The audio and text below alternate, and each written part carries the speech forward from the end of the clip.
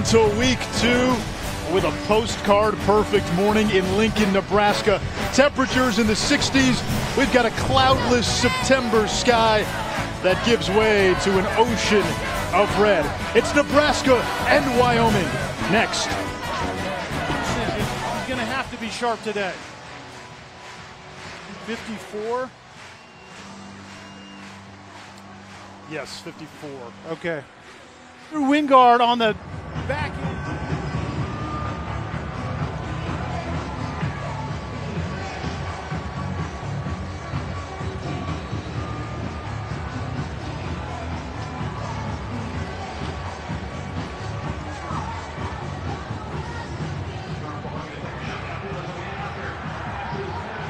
Last week in Nebraska's season opener, it was a run-heavy offense. Can we expect the same today? If Nebraska can run it, rest assured they're going to run it. The reason they did so much against UCLA and last week against Fresno State is because they could. Can they today? Maybe, but in the end, Tommy Armstrong is going to have to be a good passer of the ball. A familiar face on the Wyoming sidelines. It's the return of the native. Craig Ball played at Nebraska. He was an assistant coach at Nebraska, now the head coach of the Cowboys.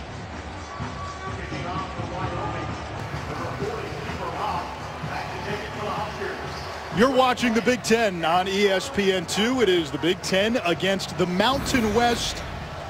The start of week 2 here in the college football season. Nebraska will receive the opening kick, and Jordan Nelson will take a knee in the end zone.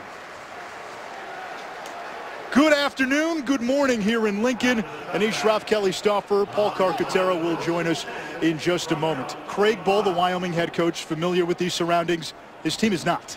Yeah, he brings in a young team, but a team that looked a lot like he wants it to look last week. And so today, you can't win a game in the first quarter, but a young team coming into this place can certainly go a long ways to losing this game in the first quarter. Tommy Armstrong, the quarterback for Nebraska. And the key for Tommy Armstrong, simple: protect the football.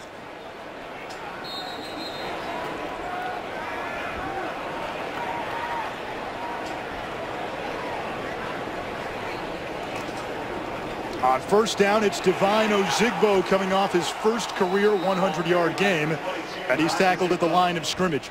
Tommy Armstrong has been capable of brilliance throughout his career, but Kelly, turnovers have been a problem. Yeah, the 36 picks obviously is not good, but look down below that 54 touchdown passes. Those things don't really coexist, and he's going to have to be a much better decision maker as the season goes along. Terrell Newby into the game at running back out of the ace formation. Play action. Armstrong will take a shot downfield. He wants Brandon Riley in double coverage, and it's incomplete, but we've got a flag. Marcus Epps, the safety, and Antonio Hull back in coverage. Yeah, and we already see the play-action pass game that comes off of a run game reputation. Pass interference, defense number 6. 15-yard penalty from the previous spot. Automatic first down. Flag on Epps, the safety, a former walk-on turned sophomore captain. Yeah, Anish, Riley is the vertical pass game guy, and off the play-action pass, Tommy Armstrong is going deep. Epps came over to help. He really did not have to pass interfere right there, but it was a very good call on the field. Riley back in the lineup for Nebraska after being suspended for the opener.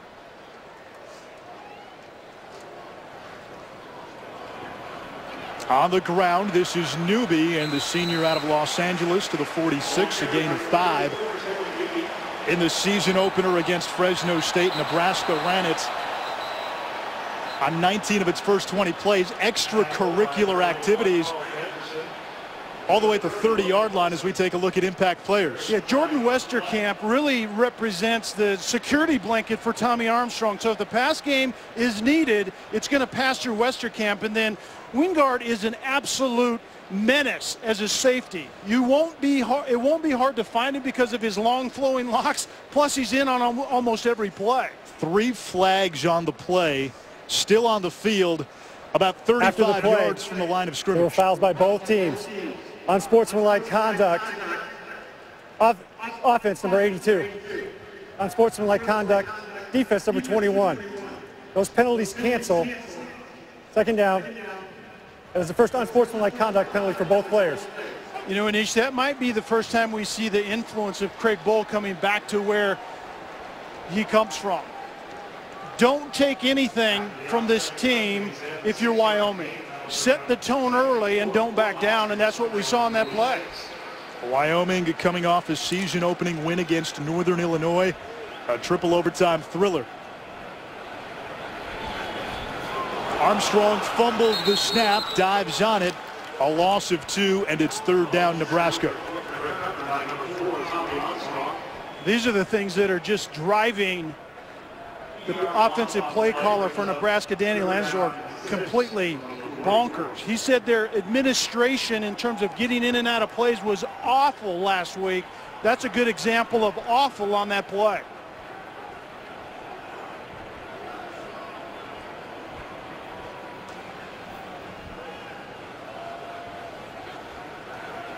Armstrong gets rid of it quickly. He's got his tight end, Ethan Carter, and it's a first down for the Huskers, a gain of 9.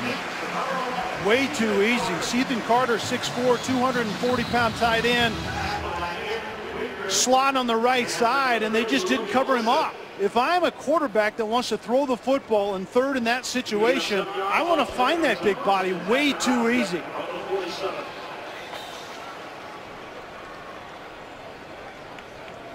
From Wyoming territory, Armstrong on the keeper. Got a block from his tight end, Cotton, but no gain. You know, Anish, a lot has been made out of the run-pass ratio in the last 2 games that Nebraska has played.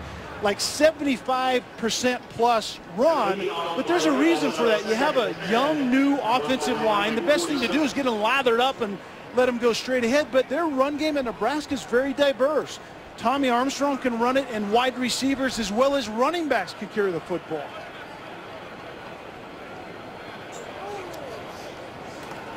Play action. Armstrong is hit. And down he goes back in Nebraska territory. DJ May got there first, a loss of 8, and it's 3rd and long. This is how Wyoming has to get pressure. They're not real dynamic on the front, and quite frankly, they're undersized. So they're going to bring extra bodies from the second level, and that's where DJ May comes in. A very good athlete, former running back. He's kind of a quick twitch guy, and he gets to Armstrong right there. Nebraska needs the Wyoming 37 for a first down. Armstrong fakes the screen.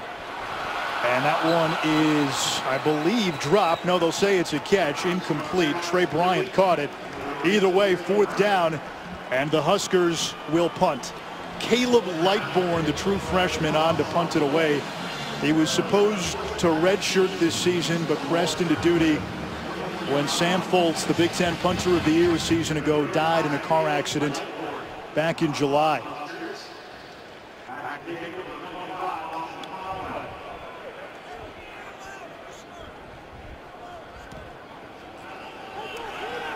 Here's the kick. It'll take a Wyoming bounce and down at the 33-yard line. Last week we witnessed one of the most touching moments, maybe it will be the most touching moment of this college football season. Nebraska on its first series, 3 and out, 10 men come out on the field. They saved a spot for the punter. They have a spot for the punter in their hearts. This state loves him, this university loves him, this team loves him. Sam Foltz, who died in a car accident on July 23rd. And Nebraska took a delay of game penalty. Fresno State declined the penalty, a touching gesture by the visitors. And Foltz in the heart of everybody in this stadium. On first down, the tight end Jacob Hollister to the 35 for a short gain. As we go down to Paul Carcaterra. Well, Anish, Sam Foltz represented everything that is right about Nebraska from a character and work ethic standpoint. Foltz is from Nebraska. He walked on. He became an all-Big Ten punter. So imagine being Caleb Lightbourne, who thought his time was next year for a stadium, a team. Number 27 is sorely missed, and Husker Nation's reminded each time they punt. Mike Riley told me his message to Caleb and the team, don't be warriors, have fun. And for Caleb, focus on one punt at a time. That's a lot to handle for a true freshman, and Foltz, a guy who Mike Riley said probably could have punted for a decade plus in the NFL. And as a fellow Nebraskan, Sam represented what we hope we are as Nebraskans. He had a great heart. He was great with people, and absolutely he's going to be sorely missed, to say the least. 3rd and short for Wyoming on the Cowboys' opening drive. Brian Hill, the running back locomotive hybrid, stopped in his tracks, and 4th down coming up. Anish, on that first drive for Wyoming, we saw some of the things that have to work well for them to play well here today. Play action passing game, move the pocket with Josh Allen. He's a very good athlete, and I think he's going to be an outstanding quarterback. A physical run game with Brian Hill, who represents what Wyoming wants to be offensively, but you get to 3rd and makeable, you have to make it, and they didn't move the line of scrimmage on that play. Ethan Wood to punt, and the dangerous DeMornay Pearson-L deep for Nebraska. Pearson-L did not return punts in the opener. 2 years ago, he took 3 back. It's not about Tommy Armstrong as much as it's about what are we good at offensively right now, and they ran the ball effectively last week. They ran it in the bowl game effectively, and they will try to do that here today.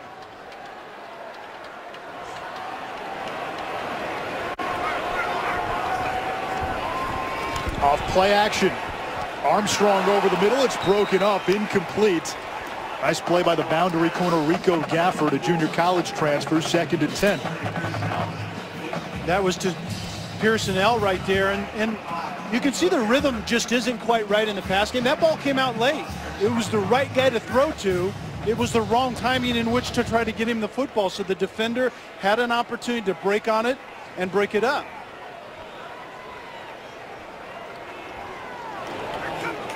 The tight end Carter motions. Newby up the middle. And he spun down at the 9-yard line. It brings up 3rd and 4.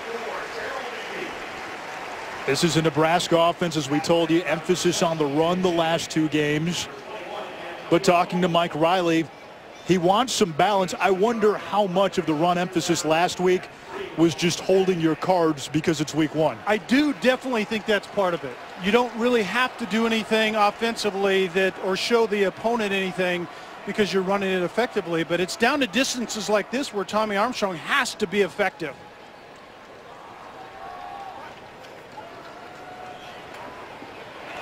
That's caught by Newby, and he picks up a 1st down at the 17. Terrell Newby, 24 catches a season ago.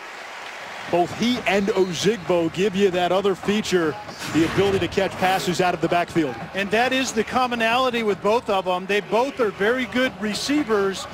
Newby is more of the slasher when he runs it, and Ozigbo is more of the pounder. So they're a good combination in terms of a changeup with one another. Ozigbo, the deep back in the eye. He gets the call on 1st down, looking for the edge.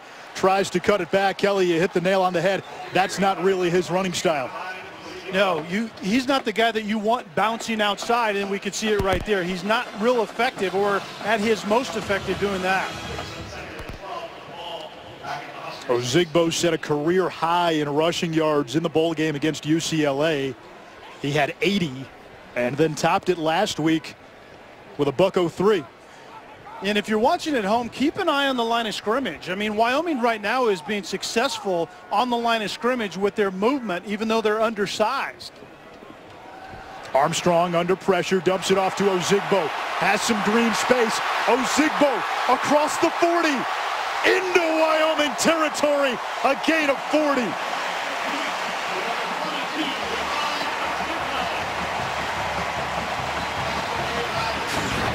The cornerstone with Nebraska's offense needs to be the screen game. Danny Lansdorf at Oregon State was a big screen team, and they haven't been real effective because screening is about a rhythm, and Tommy Armstrong hasn't felt it. That was a tremendous screen right there. 5 of the last 8 plays for Nebraska have been pass attempts. Make it 6 out of 9. Armstrong for Riley, makes the catch. Riley turns upfield, cuts it back. B buttons his way inside the 10 and finally wrestled down at the 8-yard line by Antonio Hull. Nebraska on the last 2 plays gained 77 yards. Throwing the football, right? The screen game in Ozigbo took a little one for a long one, and then right here it's just really good execution and reading and decision-making by Tommy Armstrong. It's called a switch route. Westerkamp was over the top with the post, took defenders deep, and then Riley came underneath. Riley lined up at the bottom of your screen, 1st and goal. High snap. Armstrong will keep it. Gets a block from Westerkamp, and Tommy punches it in.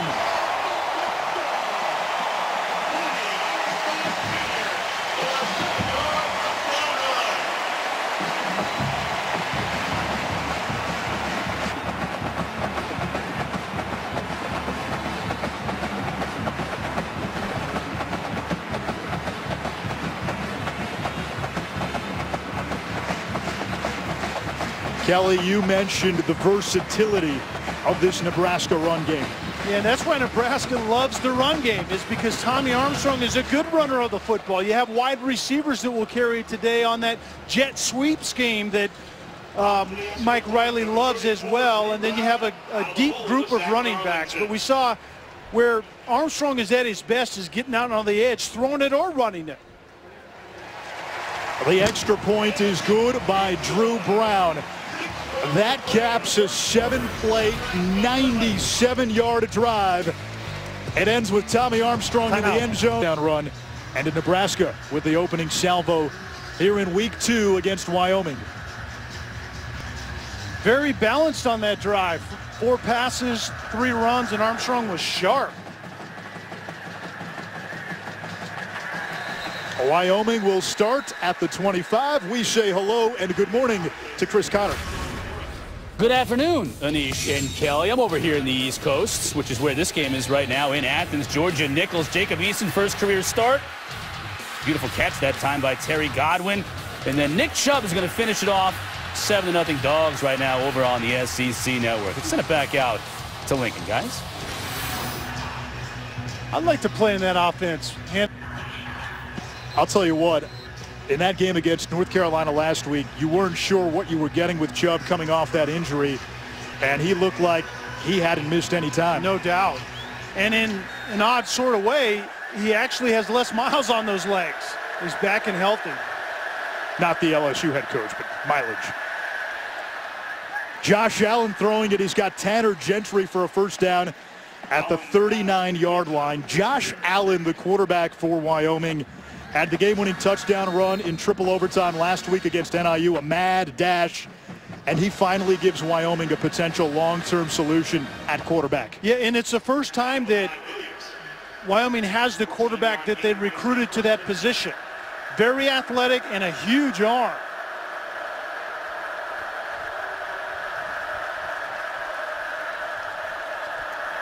This time a handoff to Brian Hill, who set Wyoming's school record for rushing yards last year, as we go down to Paul Carcaterra. Well, with Josh Allen, they got to be careful with his touches, specifically when they're running the ball, the quarterback run game. Last year he broke his collarbone in his first start. Craig Bohl has to monitor his running ability. He had 10 carries last week for 70 yards, but sometimes he has to look the other way. They got to keep this big guy healthy.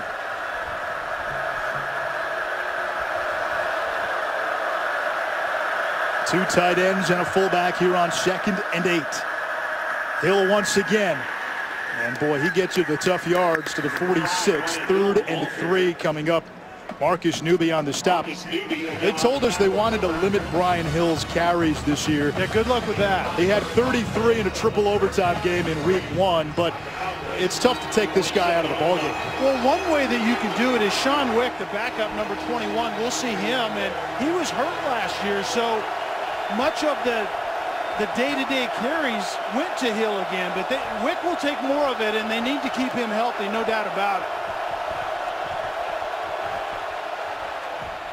Over the middle, tight quarters, and it's caught for a first down. Second catch by the tight end, Jacob Hollister.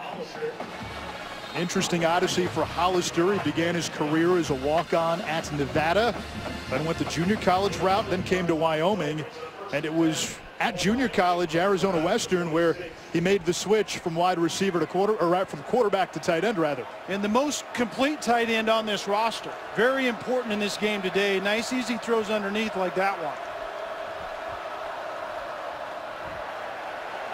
This is Hollister. You don't see that often, the tight end getting the ball on those receiver sweeps. A gain of 2.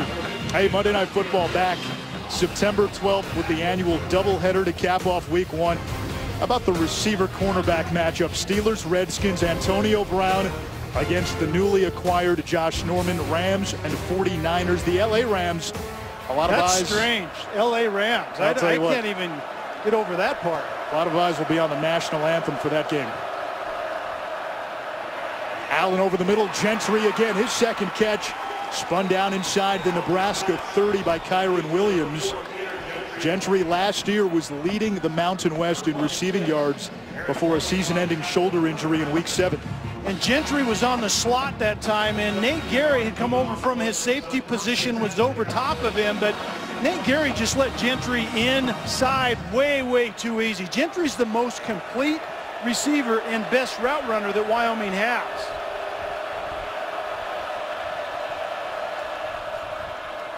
Here's Hill, and he's swallowed up by an armada of red as we check in with Chris Cotter.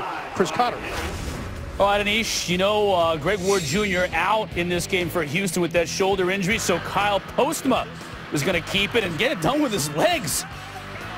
The Cougs with an early lead, 7-0 over Lamar in the first, guys.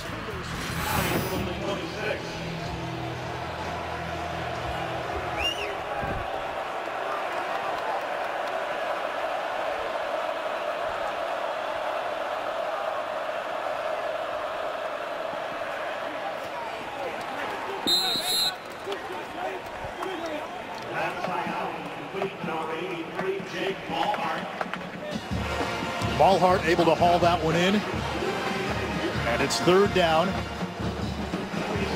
I like what Wyoming has at the receiver position. Mulhart is 6'6", 230 pounds, kind of a hybrid tight end / wide receiver, and we've already seen Gentry, who's a very good route runner.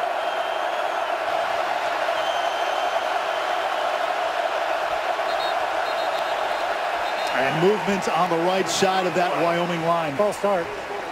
Offense, number 88. 5-yard penalty. Remains 3rd down. Wow. That's Hollister. You don't win games coming into places like this as a vast underdog with a young team, and have your veteran tight end and Jacob Hollister twitch a little bit. And 3rd and really makeable now becomes 3rd and 8, and this is a different story. It's a must pass, and Nebraska most likely is going to try to heat this quarterback Josh Allen up.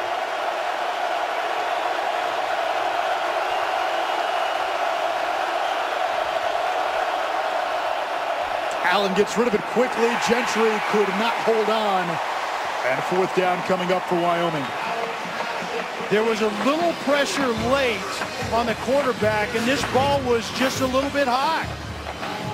He had Gentry in the middle. There was a defender underneath, a defender coming down over the top. You can see right there in Arian Williams. But if that ball's on the front number a little bit low, that's a conversion, and they need to get points down here.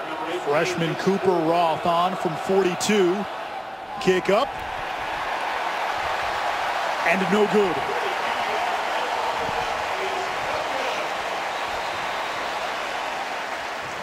So Wyoming into Nebraska territory, but unable to cap the drive with 3.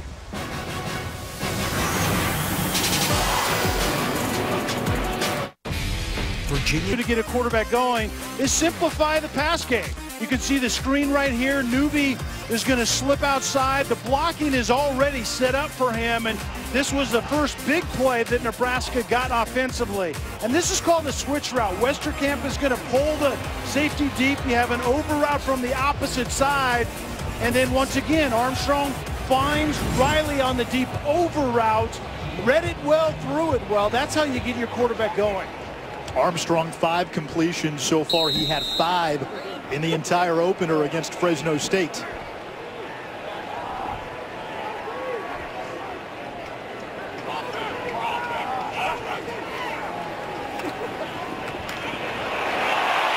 Armstrong gets rid of it quickly. Westerkamp sheds a tackle. Off to the races. One man to beat. Wingard finally brings him down, but not before Jordan Westerkamp picks up 55. Big plays have been the story for Nebraska early. And Anish, when you're throwing a slant, it's all about the timing. And Armstrong delivers it right on the numbers, and it's about the timing. We've seen him late on 1 or 2 routes today. He's in much better rhythm now, and we just showed it why. Simplify things, give him clean looks, allow him to get in a rhythm, and then he zips in a slant route to Westerkamp. 28 straight games with a catch for Westerkamp. Newbie motions. It's a give to Sethan Carter, the tight end. And Carter truck sticks his way to the 10, a gain of 9. So we've already seen 2 tight ends get the ball on sweeps. Yeah, that's a little interesting wrinkle, isn't it? But Sethan Carter, this is obviously not by accident. He's a very good athlete, 6'4", 240. He's somewhat of an undersized tight end, but the play caller, Danny Langsdorff for Nebraska, talked to me clear back to last year about how do we get this guy involved in what we're doing? Well, just hand him the football like you did there. Armstrong's going to keep this one. Eludes a defender, hurdles another. There is a flag on the play, but if it stands, Tommy Armstrong has his second rushing touchdown.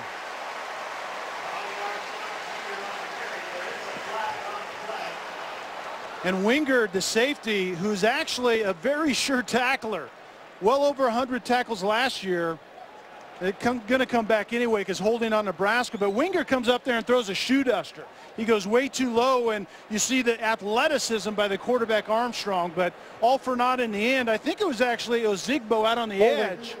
Offense number 84, 10-yard penalty. It'll be an untimed down. Actually, it was Sam Cotton. Ozigbo was out there, I believe, as well. But Sam Cotton is 6'5", 250, a tight end that was out on the edge. And that was a play, Anish, that's so late developing. Sometimes the guys that have the point of attack, sometimes they get a little anxious, and that's what Cotton did there. So barring another penalty, this will be the final play of the opening quarter. You saw the hold right there. Cotton was actually mugging the guy. Armstrong for Riley. Incomplete. Good coverage by Hull. No flag. And that takes us to the end of quarter number 1. That is the end. A Tommy Armstrong touchdown run, accounting for the only score of this game. Nebraska with a 7-zip lead on the Cowboys from Laramie. Sellout for Nebraska here at Memorial Stadium. 7-0 Huskers as we get ready for the start of quarter number 2. 3rd down for Nebraska in the red zone.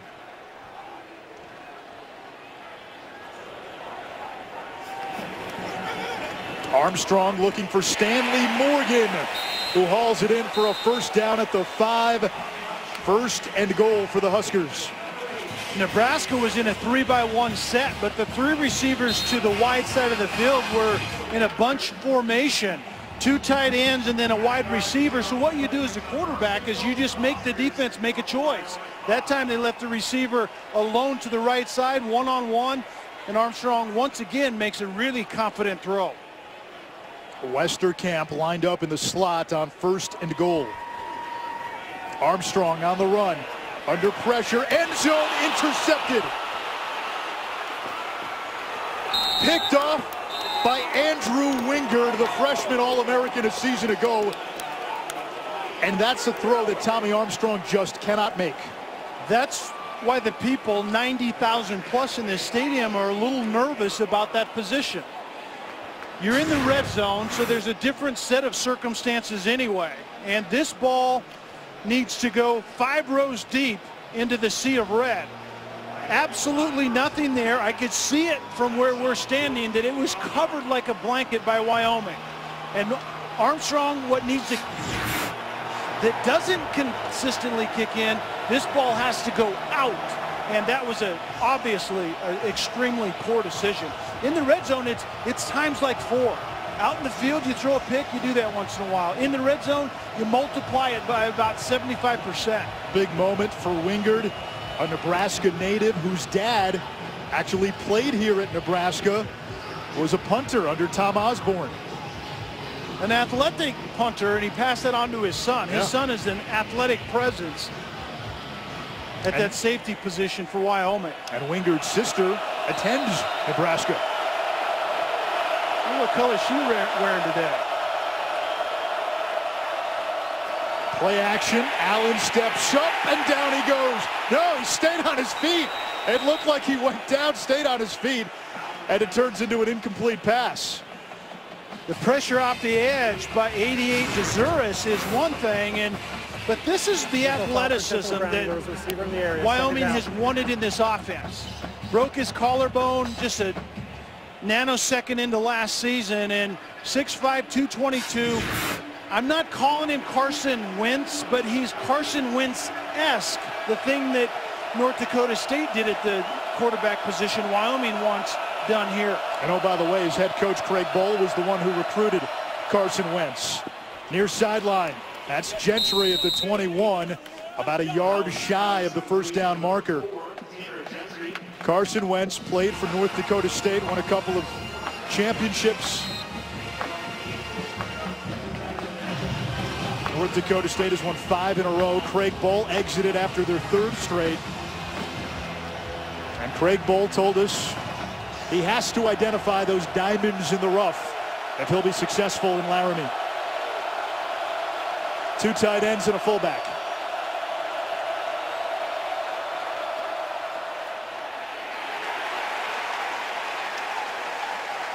No gain. Down to Kark.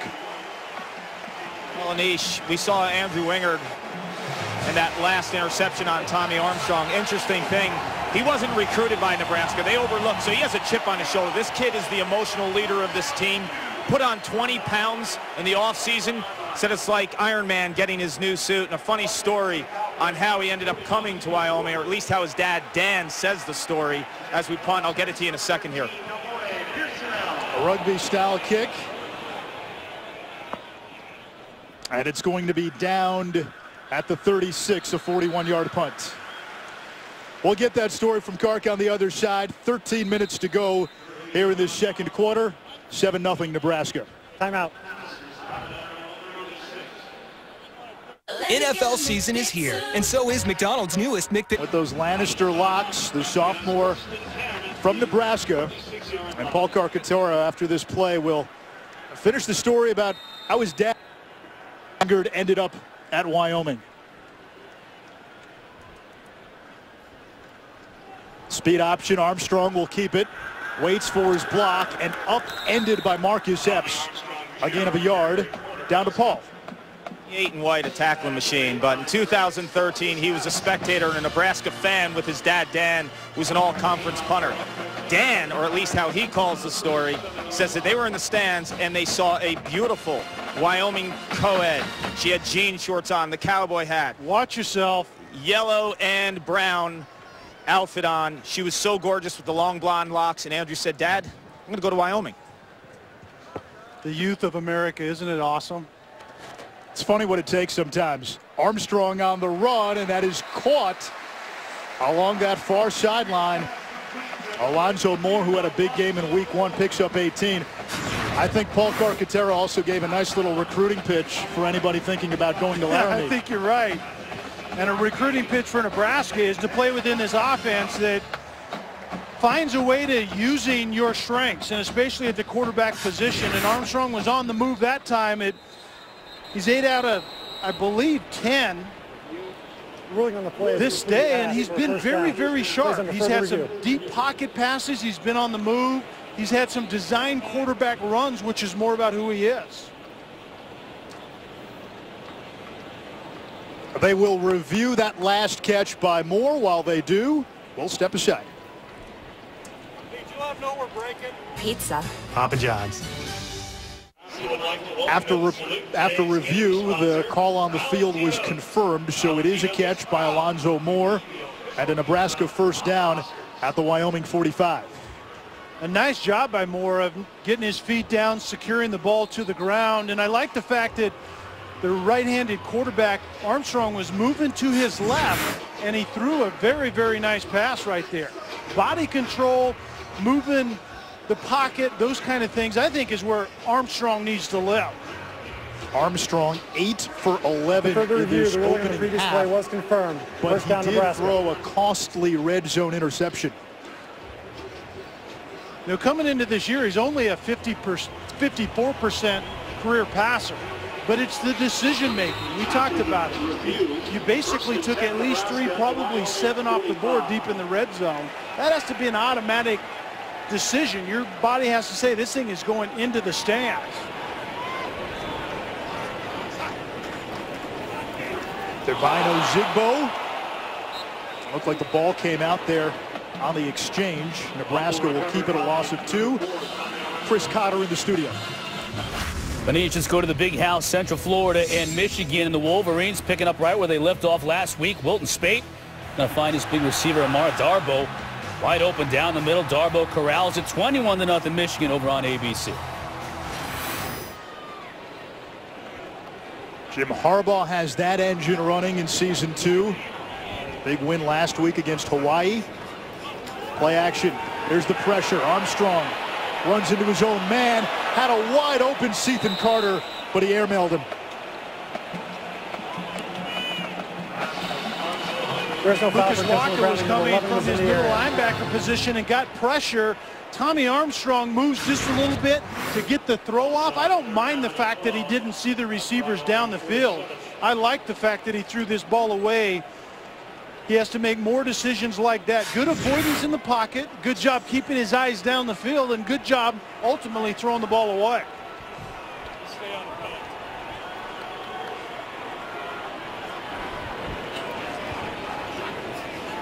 Four-man rush on 3rd and 12. Armstrong flush on the run, threw it behind Moore, who comes down with it, and Alonzo Moore inside the 20.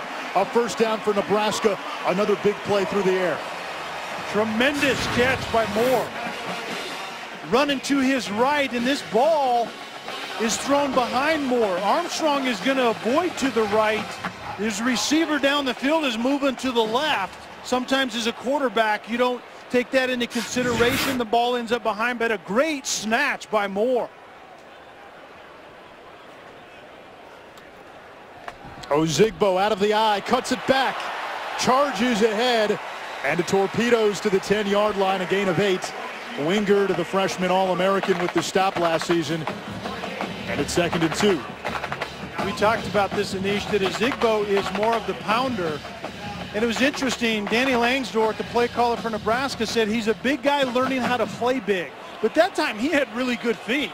He has good feet in the tackle box. He's not a slasher to get out to the edge, but he can dance up the middle.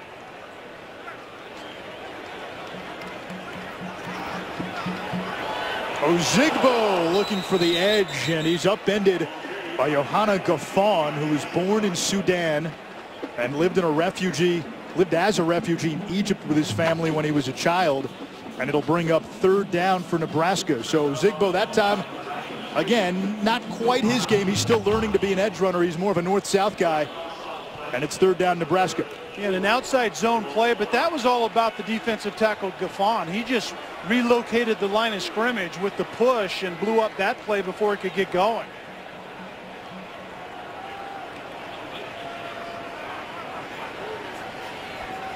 Armstrong gets rid of it quickly, broken up, intended for the backup tight end. Sam Cotton, Marcus Epps got in there, and 4th down coming for Nebraska. So twice now we've seen the Huskers get to the red zone, and the drives have stalled. An interception last time, now a field goal attempt coming. Nebraska is fortunate that that ball isn't running back the other way by Epps. The ball placement was out on time, but the placement was a little inside.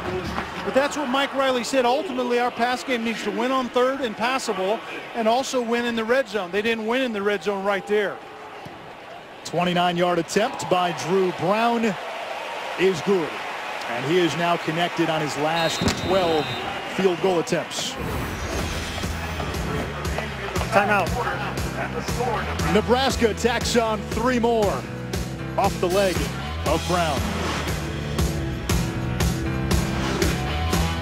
Hi, Flanagan. The campus and complete with rock climbing, a bike shop, a group challenge course, equipment rental for kayaking and other outdoor sports. You got to get one of those at the Stauffer Ranch. That wouldn't be a bad idea. Anish Shroff, Kelly Stauffer, Paul Carcaterra. In this first half, we have seen a tale of two Tommies. Quarterbacking is about fundamentals and decision making. The fundamentals right here are awesome. A good base, shoulders are pointing to the target. He gets the ball out on time, a pretty good release, but the decision making, not so much. Red zone, you have to think we have 3 on the board, hopefully 7. That ball needs to go to somebody's little boy up in the stands, and he throws it right to Wingard right there. Bad decision, decent fundamentals. Brian Hill pushes the pile for 4 on first down. Wyoming offensively so far, Kelly, has not been able to get the run game going. It took a while to get the rushing game going in the opener, but Brian Hill is a back who gets stronger as the game goes on. Yeah, how about beast mode in the Mountain West Conference? He kind of reminds me a little bit of the way the original beast mode runs. He has an attitude when he runs, especially downhill in the tackle box. That's who Wyoming is in the run game. There's Malhart, near sideline, tackled immediately by Chris Jones. Great tackle in space. It'll bring up third down. Good job by Josh Allen getting this ball out to his ex-receiver, and Malhart just slips out into the flat, but it's third and makeable once again. Wyoming needs to convert. Allen running the quarterback option. And he is stopped at the line of scrimmage. No gain. Fourth down, and we've now seen a number of occasions. Second and short, third and short.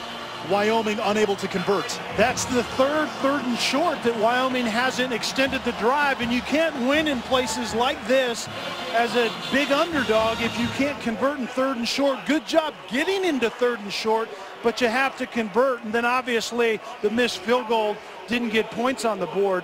You can't make hay doing it that way here in Memorial Stadium. Low snap, Ethan Wood, a 4-year starter, punts it away. DeMornay Pearsonell lets it bounce and downed at the 35-yard line.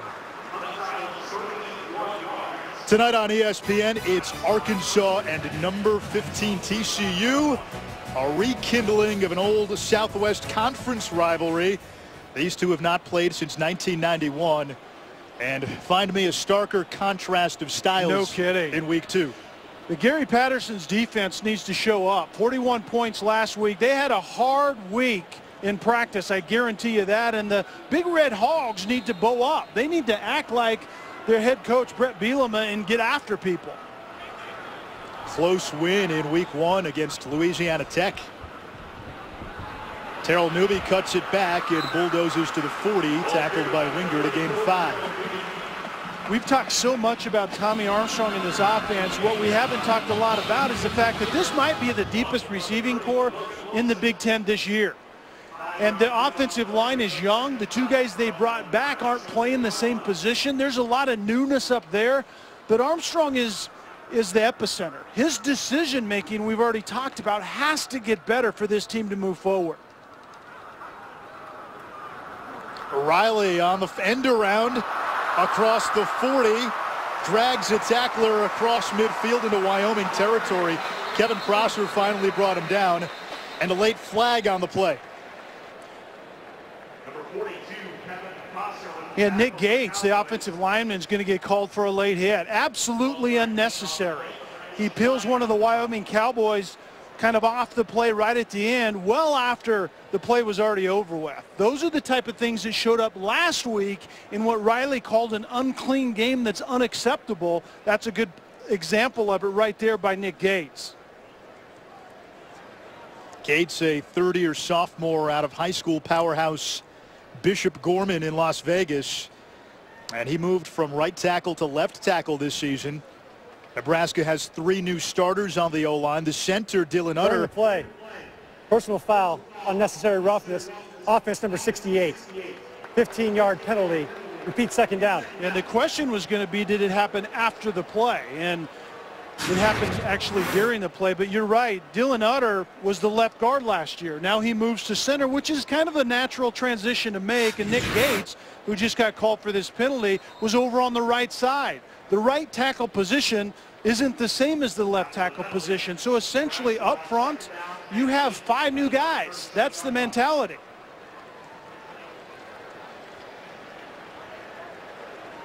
Gates slowly getting off the field. Yeah. Coach Riley, as much as he does, Anish, is going to get in that guy's ear. Low snap. Armstrong with some trouble. Edge pressure. Open receiver. Alonzo Moore. No one in front of him. Goodbye. Touchdown, Nebraska.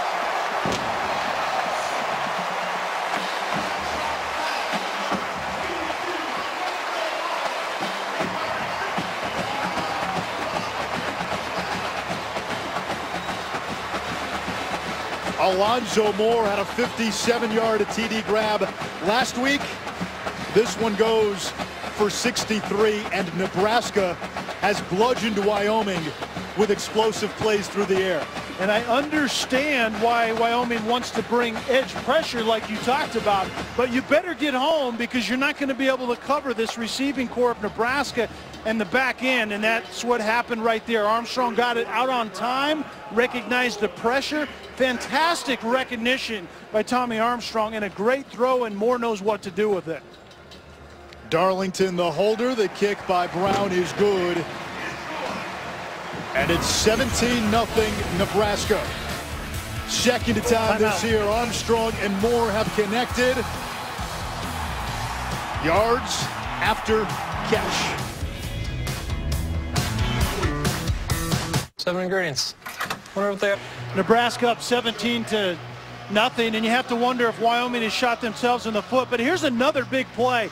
Tommy Armstrong is going to, it's really a read play. I think the bubble is live right there, but it's all based on the coverage. 2 guys jump the bubble screen, and Moore is left alone right up the middle. Moore is a stallion up the middle. He has speed, and Alonzo Moore, 3 receptions for 109. That's not bad. Had 3 for 92 last week, and all 5 of his career TDs have gone for 30-plus yards. To Chris Cotter in the studio. Right, Anish, Charleston Southern at Florida State. You know, Charleston Southern has all these players, 14 of them, suspended for this game. And, well, DeAndre Francois and the Noles taking full advantage. Second touchdown pass for Francois to Travis Rudolph in this game, 21-0 Noles. Penn State at Pitt, renewing their rivalry. George Aston is going to take this one over for Pitt in those new uniforms. He did score. It's 28-7 over on ESPN. Pitt on top. That was going to be a tough matchup for Charleston Southern, regardless, with all the suspensions. Yikes. Allen with plenty of time, flushed, chased by Natter, throws on the run, and it's caught at the 45-yard line of Nebraska by Tanner Gentry. This is exactly why Wyoming wants an athletic quarterback, and I guess who doesn't, but Josh Allen avoids the pressure, gets out on the edge, and then all bets are off coverage-wise, and Gentry sees the ball. The defense doesn't see the ball, and I like the placement by the redshirt sophomore quarterback. Gives his receiver Gentry a chance to go get it. Incomplete, looking for Gentry in the slot. 2nd and 10. Wyoming, we've seen them get into 3rd and manageable, 3rd and short. They just have not been able to convert to extended drives. And I'm sure Craig Bohl likes what he has in his quarterback, Josh Allen, but you go back to his roots, he prefers to keep it on the ground. He prefers to bleed clock. He prefers the long drives. Well, he also prefers that his offensive line owns the line of scrimmage on 3rd and a running down, and they're 0 for 3 in that situation this afternoon. Joseph Parker makes the catch on the far sideline. But Anish, to your point, that's exactly why Wyoming has adjusted and they're throwing the ball on 1st downs on this drive. because you want Nebraska to have to get more people into the box, and your quarterback right now is extremely successful. Once again, we're 3rd and 2. So what do you do here? Do you go to the air? Absolutely. I think that's the best plan. 3 receivers to the left, open someone up there. Allen will keep it, gets a block from Hill, bounces to the outside and out of bounds. So a quarterback designed run and a first down for the Cowboys. And you can see the tight end, number 88, Jacob Hollister, relocated from left to right. He basically added a gap to the line of scrimmage, changing the picture late to the Nebraska defense, and then it was straightforward. 6'5", 222, Josh Allen, the quarterback, just ran a sweep, really a power play to the right side.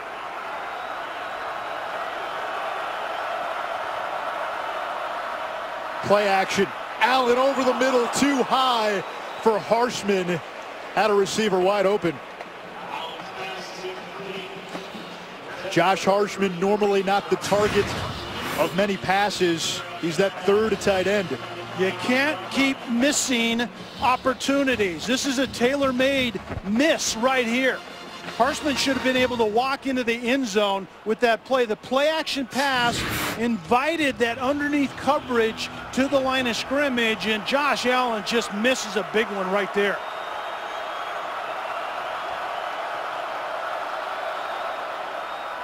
Brian Hill stumbles right back to the line of scrimmage, 3rd and 10. And Hill, who's closing in on Wyoming's all-time rushing record, should get it later this month or early October, has been a non-factor so far. Yeah, and I think the defensive coordinator for Nebraska, kind of defensive game plan 101 is, what do you want to do as an offense? Well, we want to run the football. We want Brian Hill to establish things on the line of scrimmage. Okay, you're not going to do that, so now what you can do? So Josh Allen needs to hit open receivers for touchdowns, and he missed one on his drive. Allen over the middle, high throw, broken up. Nate Gary got in there, and it's 4th down. Gary, the senior captain, coming back from a 1-game suspension. And the throw was high right there. There wasn't really pressure in the pocket. It was actually tremendous protection, but Josh Allen started to feel a little antsy. He was sliding up in the pocket at the exact time he needed to deliver the football. Sometimes when you're moving forward, sometimes the ball goes high on the other end, and that's what happened right there. Roth will try from 46. He has missed from 42. And he misses this one as well.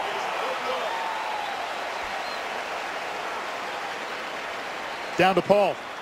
Well, Anish, spoke to Craig Bowl before the game. He was a little nervous about his freshman kicker, Cooper Roth. He said he's not too sure about this environment for this kid, and from a consistency standpoint, bringing a freshman into Lincoln, sold-out crowd. I watched him in pregame as well. He was shanking balls. Yeah, Clark, that is a great point. And you know how it is in an athlete when you're not comfortable. There are things that look uncomfortable. Right now, his kicking looks very uncomfortable. He's not taking confident strokes at the football. Roth 2 for 4 last week. And he had a 48-yarder at the end of regulation, nullified because Northern Illinois used a timeout. Armstrong over the middle, intended for Sethan Carter, ruled incomplete. Another update with Chris. All right, Anish, Dave and Buster's halftime report coming up. Jonathan Vilma and Coach Butch Davis will join me. Pitt and Penn State renewing their rivalry over on ESPN, and it is ugly for the Nittany Lions right now. We'll talk about that, plus Lamar Jackson. How awesome was he last night?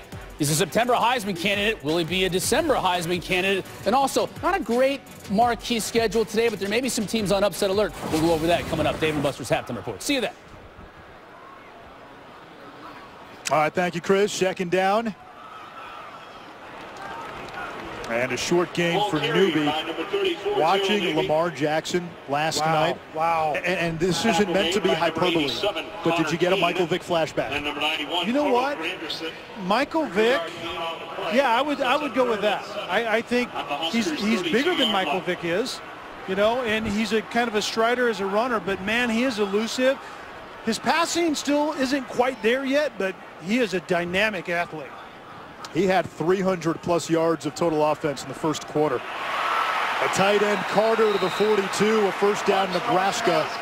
The coaching staff told us they have to find more ways to get number 11 the football. Well, one way to get number 11 the football if you're Nebraska is you just react to the pressure that Wyoming is bringing. Wyoming is bringing extra bodies to try to get to Armstrong. They're not hitting their mark. And as a quarterback, a big tight end hooking right over the football, that is good stuff.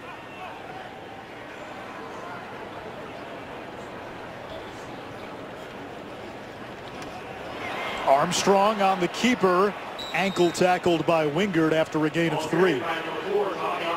Andrew Wingard, 122 tackles a season ago to lead the team, and he ranked 7th in all of the FBS in tackles per game.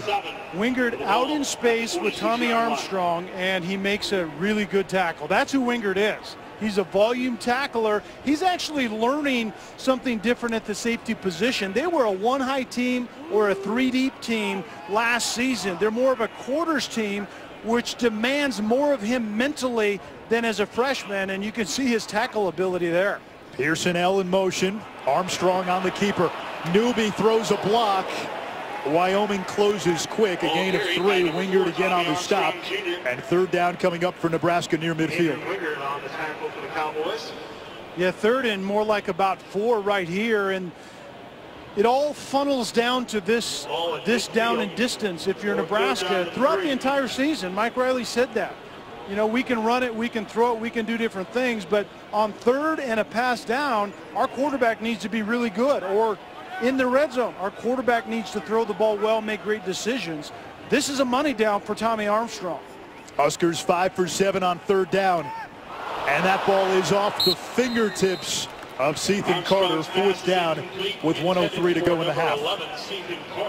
Nish, that's what I'm talking about right there. Just poor chemistry and timing between Cethan Carter and his quarterback. That ball was on Carter before he hardly turned around. And there's a rule as a quarterback, throwing to running backs or throwing to tight ends, they have to see you throw it, and it has to be on their body. It was early and it was high, and therefore Nebraska's punting. Lightborn punts it away. Austin Conway from the 25 across the 30 and spun down near the 45-yard line. Tonight, Reese, Kirk, and Samantha will be at Bristol Motor Speedway for Virginia Tech and number 17 Tennessee. They'll shatter the single-game attendance record in college football, expecting 150,000 plus. On game day, the scenes from there were epic. I mean, that is going to be spectacular tonight. Look at this right here. It took 450 truckloads of gravel, 100,000 plus square feet of stadiums. You could fit the big house in there. You could get Fenway and Wrigley in there, still have room to play a football game as Allen scrambles across the 35 to the 33, 19 yards in Wyoming in this final minute trying to get on the board. Yeah, they need points. Nebraska's allowed them to stay in it a little bit, but Wyoming has to get in the end zone. There's the pressure. Allen taken down back at the 40. A loss of 7 on the play. Carlos Davis got in there first. Quick pressure off the edge. Timeout of the half. Wyoming's going to actually call a timeout right here, and rightly so with 34 seconds left. But there was quick edge pressure, and then he steps right up. The quarterback has to, and he steps right up into Carlos Davis. Right there, you can see coming right off the edge, and then Davis is there to engulf him. Carlos Davis and his twin brother, Khalil Davis, are going to be, I think, tremendous players here. And they are big boys, and they're going to have to play a lot because Nebraska lost Valentine and Collins, 2 difference makers at the defensive tackle position, a couple other guys, and then Stollenberg, Mick Stollenberg, isn't playing today. He's got his knee scoped. They hope he's back by next week, but there are some youngsters that have playing time opportunities on that defensive line of scrimmage, especially inside. 34 seconds to go in the opening half. Wyoming Still without a point. Four-man rush. Allen downfield. He wants Mulhart, and it's knocked away by Joshua Kalu.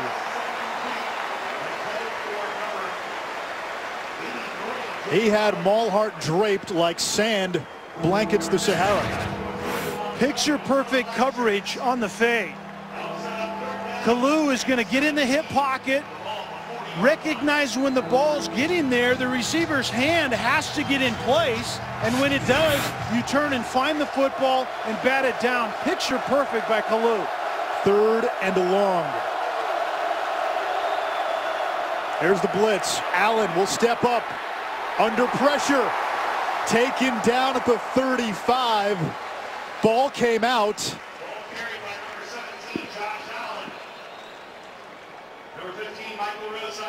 Clock continues to tick.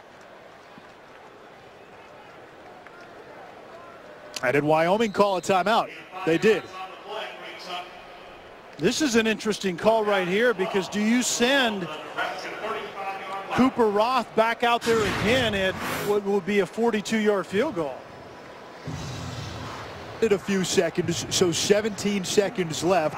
Wyoming still has a timeout. And if I'm Nebraska right here, I play coverage. I don't come after Allen. I make him throw through a picket fence on the back end. Wyoming needs the 23. Against a four-man rush. Allen scrambling, directing traffic downfield, end zone. Gentry made the catch. Wyoming on the board. What a throw, what a catch. And what a decision by head coach Craig Bohl to keep his offense out there. We talked about his familiarity with this place, and you have to make some abnormal things take place, and that's one of them right there. How big is this for Wyoming going into halftime? I think it was critical, because they blew some opportunities, missed 3 third and makeables, a couple of missed field goals, and so to get that taste in your mouth along with 7 points on the board is absolutely critical for this team.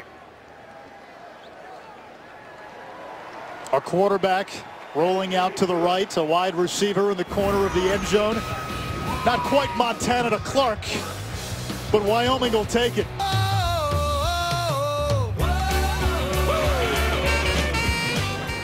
Leaving the kick, final 10 seconds of this first half. And Trey Bryant takes it out to the 27.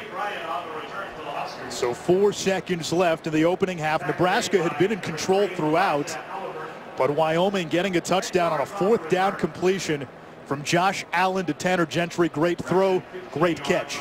Yeah, and all of it took place outside the design of the play, which is kind of who Josh Allen is. He has the athletic ability to do that, but that touchdown pass is called hope on the Wyoming sidelines going into the locker room. Armstrong takes a knee that sends us to halftime. Nebraska with a 17-7 lead.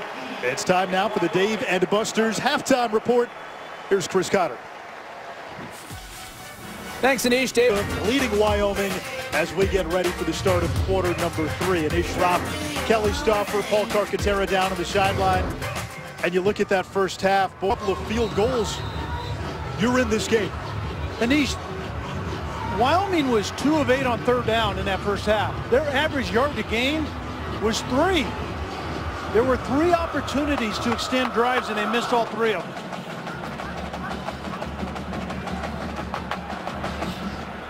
Wyoming will begin the 3rd quarter at the 25-yard line.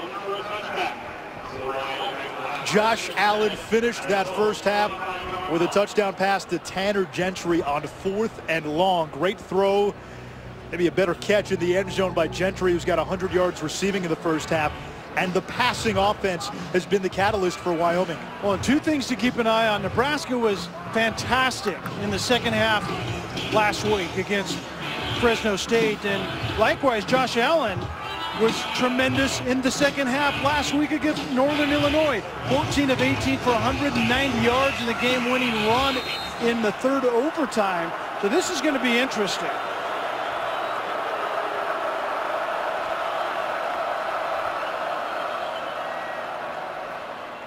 Allen throws, and that one is complete to Gentry, his 5th catch. We go down to Paul Carcaterra. Anish just caught up with Craig Bohl, head coach of Wyoming. He said the bright spot offensively, obviously the touchdown by Josh Allen in the last seconds of that second quarter. But make no mistake about it, it's all about their running game and Brian Hill. They have to get some momentum, put the team in 3rd and shorts, and then defensively the key thing will be to have one-on-one pressure on the outside. They're going to put these corners when they're on defense on an island so they could bring some more pressure and get after Tommy Armstrong. On the fly sweep, Austin Conway has some room down the sideline, and Conway tripped up by Kyron Williams as he gets into Husker territory, a gain of 27. An extension of the run game, really getting more versatility in that run game. Instead of pounding Brian Hill continuously up the middle, you give it on the end around right here. Great time for it. Conway almost takes this to the house, except for Williams makes the touchdown saving tackle. But the momentum that Wyoming had going into the halftime is extending to this first offensive drive for them. Craig Bohl calls a timeout. 13:54 to go here in the 3rd. Wyoming with an explosive play, and they're in Husker territory. First charge, timeout of the half. Wyoming. Then he went to North Dakota State, founded a dynasty. The Bison have currently won 5 straight championships. Bohl responsible for the first 3. And then he was named the head coach at Wyoming in 2014. Now in his 3rd season. His parents still live in Lincoln, and he still has a daughter here. This is Conway again, looking to reverse fields. A lot of dancing. And he'll end up losing 2 yards as we go down to Paul. Well, Anish, when we spoke to Craig Bohl this week, a lot of coach speak in terms of the focus was just the Wyoming Cowboys. But I spoke to him on the field before the game. He said it was emotional coming back to Lincoln. The locker room, the visiting locker room that Wyoming is in today, was actually their home locker room when he was a player and a coach under Tom Osborne, who he calls his biggest mentor. Osborne, a mentor to many.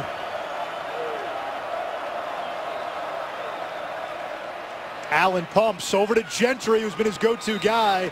And Tanner Gentry's got a first down for Wyoming. A great job by Allen, kind of hanging on in that first window when Gentry was actually open. Dedrick Young was standing there, and so Allen's going to double pump and then wait until the next window and throw it right over the opposite shoulder of Young and finds Gentry. So Wyoming inside the 30. Remember, they've missed 2 field goals. So they've got to be thinking 6.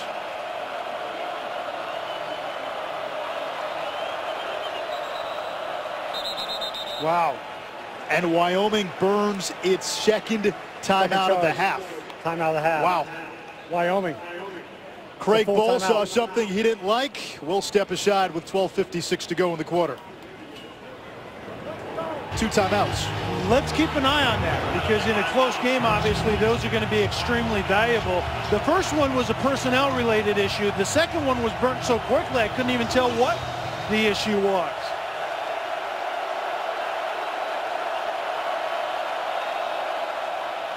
Toss to Hill.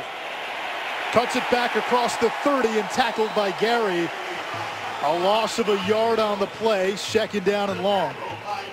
Yeah, Gary basically was unblocked. There was a wide receiver to that side, and he initially engaged Gary, bounced off of Gary and went further outside. I think if you're in the neighborhood of Nate Gary and you're a blocker and the play is coming to my side, you might want to stay on number 25 a little longer. An injury update for Nebraska. Lamar Jackson on the bench with an apparent leg injury. The freshman saw significant snaps in week 1. There's pressure from the Huskers. Allen trying to get away from those black shirts. Throws near sideline, and that is a catch by Malhart. It's a short gain, but there is a flag. Yeah, I think there's going to be a late hit. I think Carlos Davis, number 96, the redshirt freshman defensive tackle playing, hit Josh Allen late on the sidelines.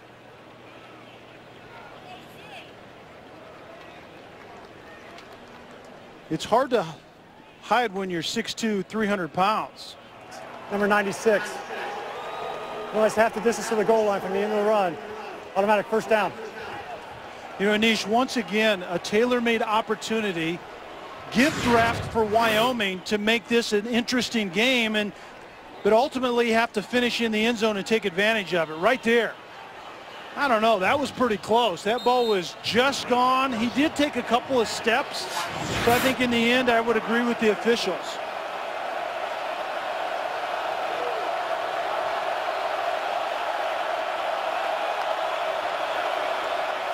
Hill from the 13. No room on that edge. He's to the 10 as we go down to Paul. More on Lamar Jackson, Anish, their prize recruit. It's a left quad. I saw trainers giving him treatment. He hasn't been back since the second quarter. This is a monster recruit and can really add some depth to this defensive backcourt for Nebraska. Everyone wanted Lamar Jackson. USC, Michigan. He was number 71 in the top 300 of the ESPN rankings. This kid is a stud from Cali. Yeah, big corner, 6'3", out of California, who impressed in his debut last week against Fresno State.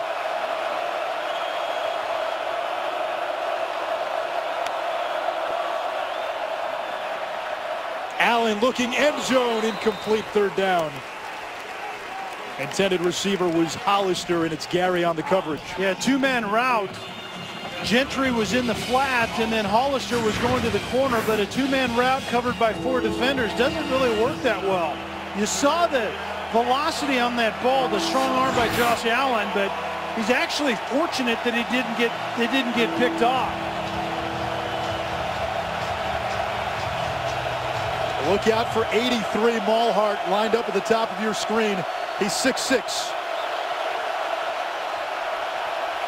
Allen, end zone, incomplete. That time he went to Malhart, and it's fourth down. 3 receivers to the open side of the field, and it was essentially 3 successive slant routes. One route inside covered. The quarterback's head just keeps going outside, and in the end he throws it hard, and it was good coverage by Chris Jones, number 8. That ball was really hot, and it was high as well. Cooper Roth has missed 2, this from 27. And he puts this one through the uprights and brings Wyoming to within a touchdown. Opening drive of the third quarter results in a field goal. Timeout. Arkham Eastern on ABC. Vol struggled last week in the win against App State. Virginia Tech knocking off an FCS school in its opener.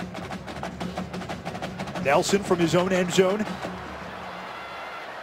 has the 20, running room across the 30, and pushed out of bounds shy at the 45-yard line as we get an update from the studio. And Chris.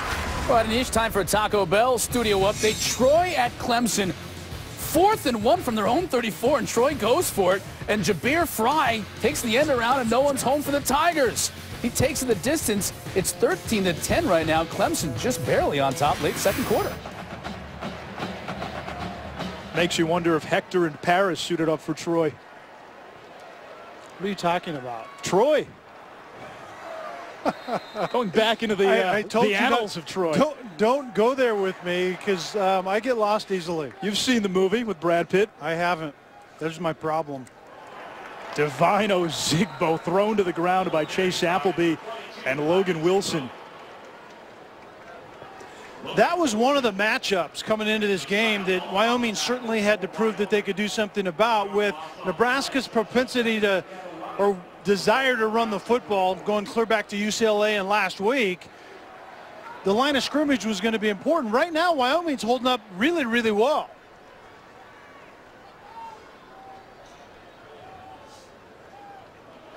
Armstrong up the middle on the slant, incomplete. Third down. Moore was the target. Alonzo Moore had a long touchdown catch in the first half, 109 yards receiving, which is a career high. A ball that Moore probably should have caught, but it wasn't well thrown by Armstrong. But back to the running game. If Nebraska wants to run it, the thought I had was, does Wyoming defensively have to continue to add things to the line of scrimmage to stop the run? And then that first half and through this part of the game, that hasn't been the case.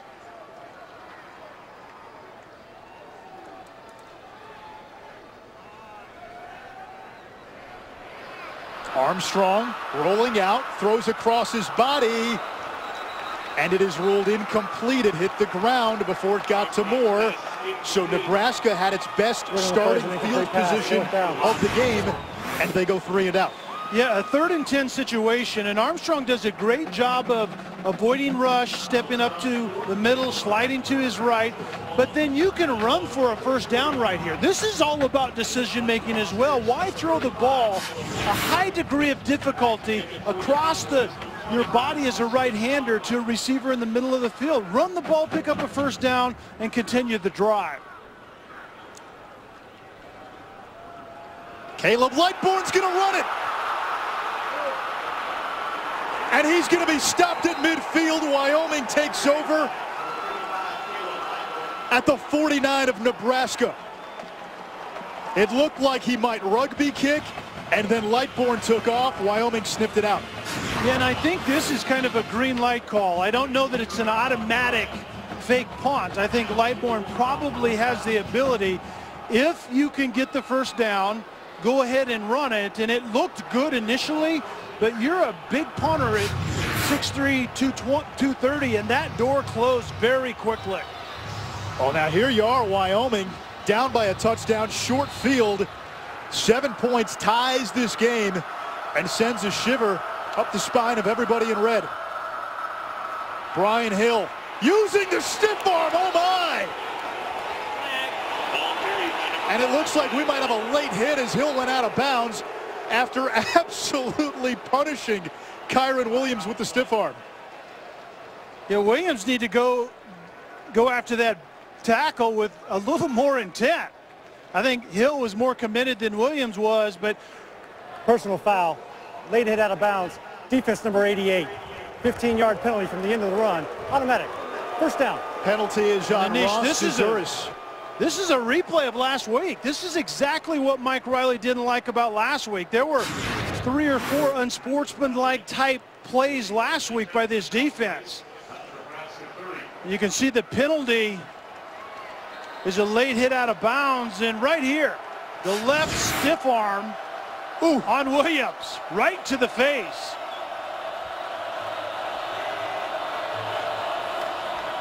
Here comes Hill once again, plunges up the middle for a gain of 1.5 yards. Second down.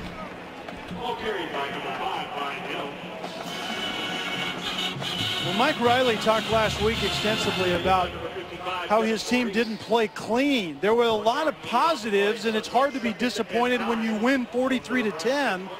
But exactly what we've seen today, late hits, out of bounds on the quarterback, the running back, have given Wyoming more life than they probably deserved in terms of execution. Hollister split wide. It's Conway in motion. Conway gets the call and a flag. Multiple flags.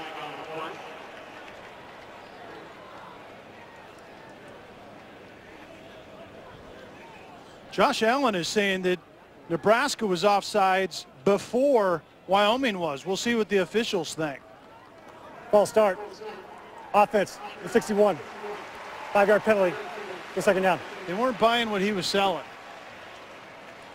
Right guard Caden Jackson, sophomore from Ohio. This is a young Wyoming offensive line, true freshman at left guard. Left tackle, played as a true freshman last year. Right tackle is a junior, and the center a senior who moved over from guard. Hill in motion. Allen fakes the pass to his running back. Now he's got to get rid of it and throws it away. Third down. Yeah, a screen that was dead on arrival. A lot of pre-snap movement to try to draw attention to the wide side of the field. All the while, Wyoming is wanting to throw a screen back to the short side, and Nebraska didn't bite. Good decision by Allen. Given the struggles in the kicking game, is this 4-down territory for Wyoming? That's a great point, and I think so. So with that in mind, Anish, you don't have to get it all right here. Just make a positive play and get into 4th and manageable if that's the direction you go. Allen under pressure. Tries to get away, and they're going to throw a flag. That ball did not get back to the line of scrimmage. That might be grounding.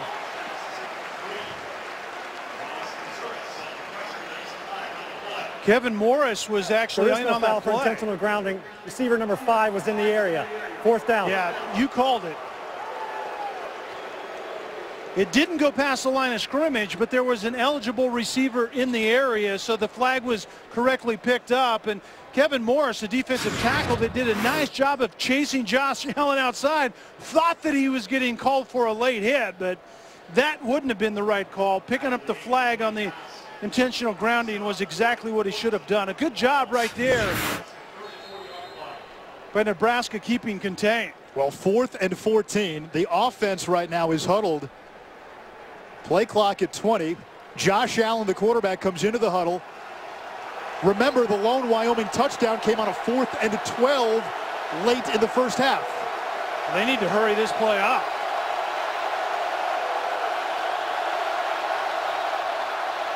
Allen steps up, throws on the run, dangerous pass picked off. Aaron Williams with the interception to thwart the Wyoming drive. And honestly, not a bad throw in that situation. You're 4th and really long, so turning the ball over right there really isn't the worst case scenario. Good job by the quarterback, Josh Allen, stepping up inside, and that's something the defensive coordinator from Nebraska, Mark Banker, was worried about.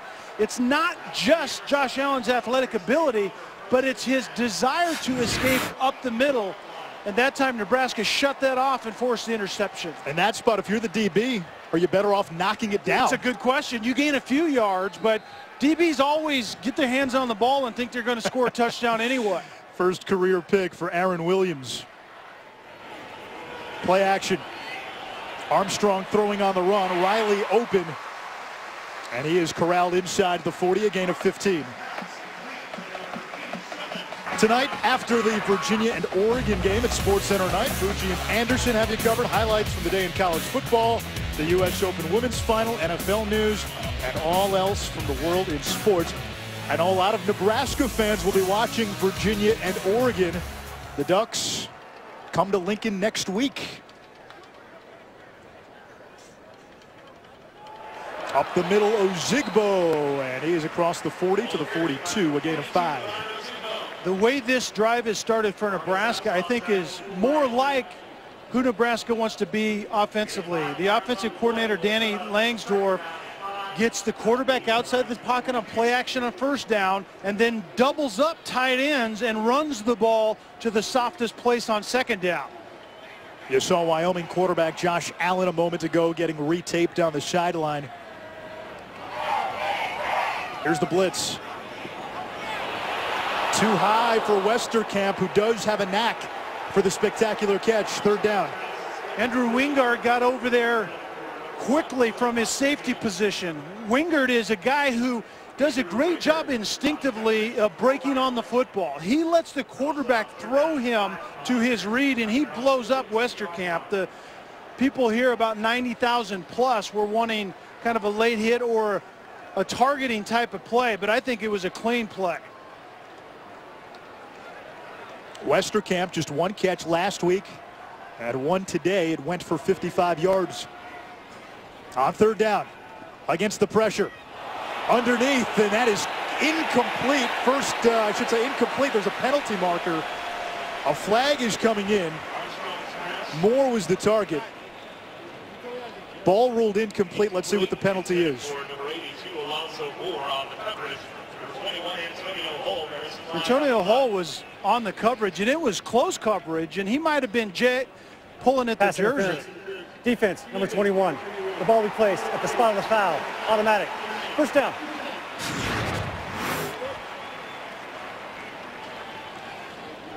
And Moore's just going to run a slant, and Hall does a nice job of getting on him early, and I don't know, unless there's something we can't see on the backside. And actually, it was the right hand over the top. That last look that you guys saw was exactly where the pass interference took place.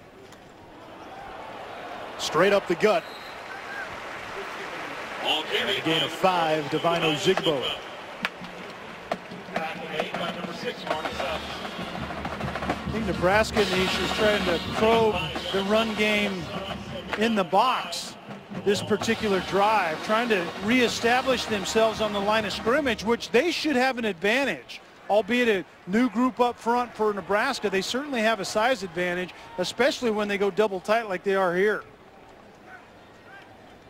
That's that ace formation. Armstrong. That's caught by Morgan. Had to come back for it. And he's driven out of bounds at the 35 by Rico Gafford, who's making just his second career start. It's hard to really show how difficult this play is. Morgan is in bump and run man-to-man coverage. And at the end, when the quarterback Armstrong is ready to throw the ball, he bounces back, and Armstrong ends up throwing almost a changeup out to his receiver, but a good job of them both being on the same page. On first down, Armstrong incomplete for Sethan Carter, and it's time for another studio update. All right, Anish, close game in Athens. Surprisingly, the Nichols Colonels have the lead midway through the third quarter, but here comes Jacob Eason. Finding Isaiah McKenzie, he turns and uses that speed to take it to the house. 66 yards. The Dogs back on top.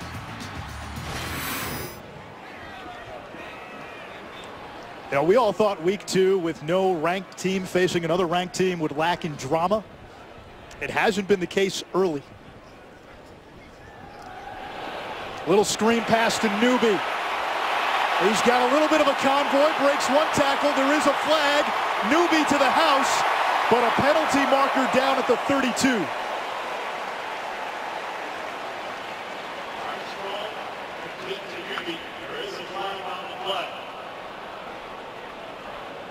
And if this comes back, it would be the second touchdown wiped off by a penalty for Nebraska.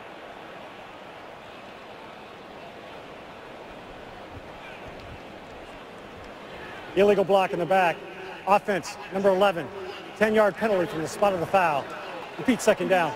The tight end Sethan Carter is going to get called with it, but a great job of anticipatory play calling by Danny Langsdorff, knowing that Wyoming was going to bring pressure. A very well set up screen by Sethan Carter ends up with the block in the back. Right at the top, you could see the tight end hitting the defender from Wyoming in the back. That was very well called, but it was also a very well executed screen.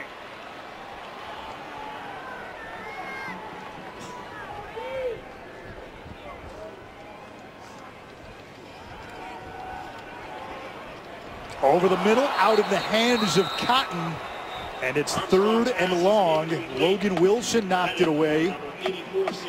Nebraska needs to get to the Wyoming 26.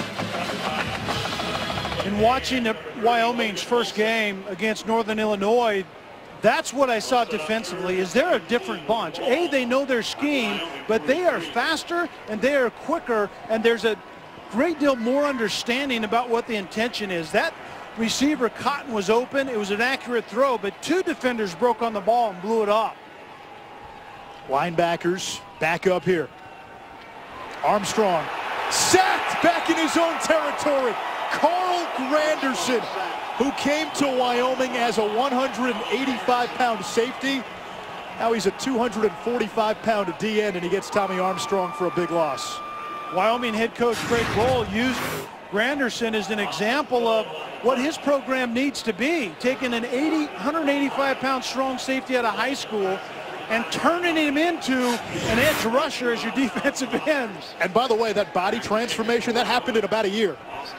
That doesn't work for most people, but it certainly worked for him. Fair catch signal by Conway. He'll let it bounce. Now he'll pick it up, but he already called for the fair catch. It's a 45-yard punt. Wyoming ball at the 10-yard line.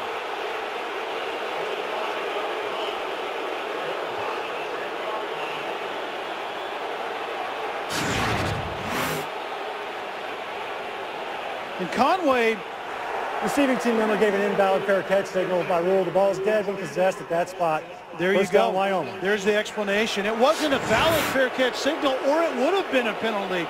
The 90-plus thousand people here didn't understand that, but it wasn't considered valid. So once he fields the ball, it stopped right there anyway. So because it was an invalid fair catch signal, it ends up being a fair catch. Yeah, exactly. He could have, yes, it's dead as soon as he touches it. Allen under pressure, has to get rid of it from his own end zone and sails it over the head of Gentry. 2nd and 10 as we go down to Paul.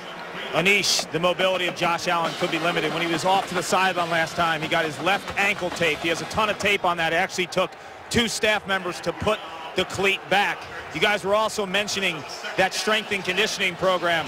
Credit Russell Dennison, who they took from Oklahoma, who's there as an assistant for 5 years. He's got these guys jacked right now, stronger than ever at Wyoming. Anish, you could use that program.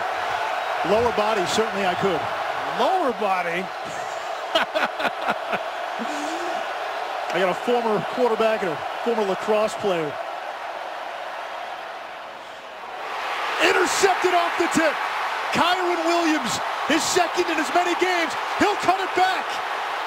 He gets a block. Williams has the edge. Touchdown by the black shirts.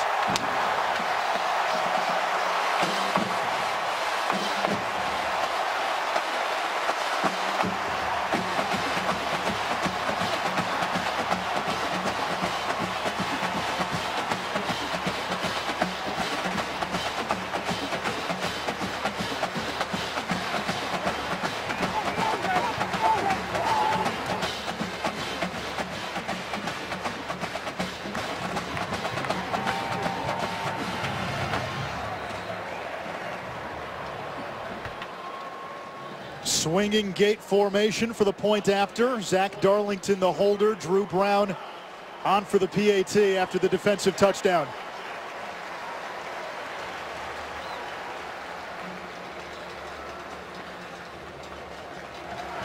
Brown drills the PAT, and it's the Nebraska defense ending the Wyoming 10-0 run. Clark just told us, Anish, about that ankle with Williams. The question is, does it come into play here? The quick drop and the long throw. Does that ankle prevent Williams from really driving into that football? Allen has been really accurate today, but that wasn't an accurate effort right there. The throw a little behind Mulhart, but he still has to catch it. He does have to catch it. And Mulhart typically is a very dependable guy. He's that hybrid type of guy, but it was a quick drop, quick throw, but it was a long throw. I wonder how much that ankle affected Josh Allen on that play. You played quarterback specifically. How does the ankle affect your throwing motion? Well, it depends on which one it is. If it's your plant ankle and also your drive ankle, it's difficult to throw that long of a throw that far outside. So that's why I would be interested. And the other thing is, if it's your plant foot as you're throwing as opposed to when you're dropping, it just is a little bit tender and it just simply doesn't feel right. Like I said, Josh Allen has been really good today and really accurate, and that wasn't one of his best efforts. Mulhart, like you said, Anish, he needs to catch that football and bail his quarterback out.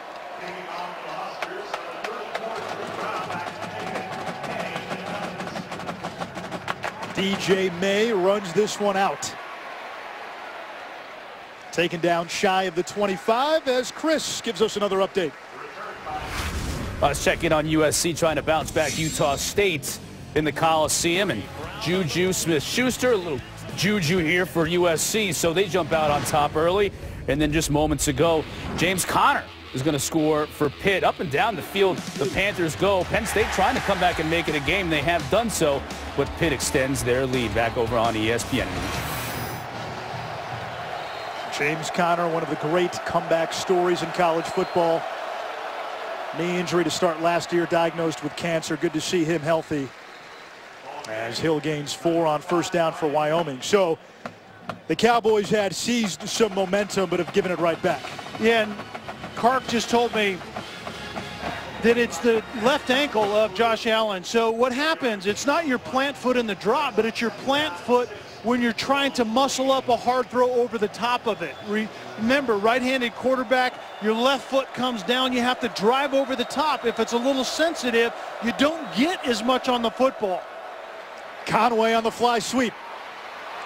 He's got midfield. Austin Conway, the 40. And finally brought down inside the 35 by Gary. Austin Conway came to Wyoming on a basketball scholarship. He was a dual threat quarterback in high school, and after spring practice with the football team, it was decided you're done with basketball. We're putting you on a football scholarship. He certainly had to be a point guard in basketball, right? He has some quickness to him. We've seen a handful of times on that reverse. It's not really even a jet sweep. It's more of a reverse, but he is very good at running the football. Allen floats it downfield. And that ball is incomplete. There is a flag. Joshua Kalu on the coverage against Hollister. Hollister 6'4", and Kalu is 6'1", and Hollister was trying to get the rebound on it. Knowing that that ball would be up in the air, he was trying to get him on his backside and go up and get Pass it. interference. Defense number 10. 15-yard penalty. Automatic first down. What made that possible, Anish, is Josh Allen throwing the right ball. You have a 6'4" guy. It's like throwing an alley-oop in basketball. Give your guy a chance to go up to the and get it at the rim and make a smaller defender do what Kalu just did and get called for the pass interference. Hollister motions.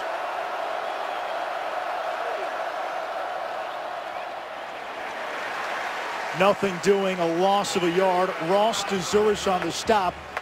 And Kelly DeZuris is the owner of the best facial hair in all of college football. I don't know if you could see him through the helmet, 88 in red.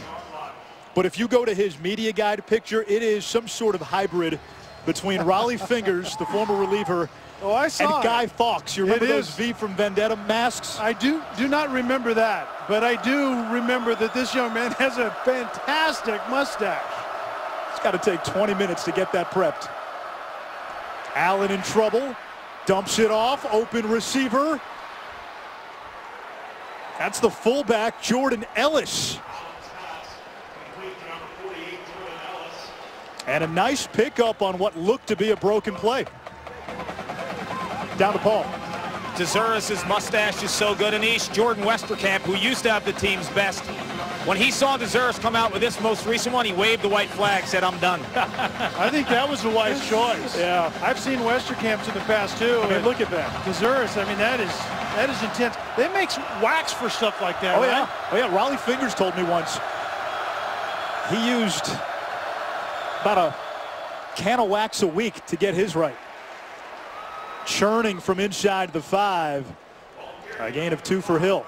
You know, in the meantime, Wyoming's offense is, remember what happened the last drive? It was a pick 6. So this is a response to that on the road, and it's a very good response thus far, but it means absolutely nothing if they don't get this in the end zone.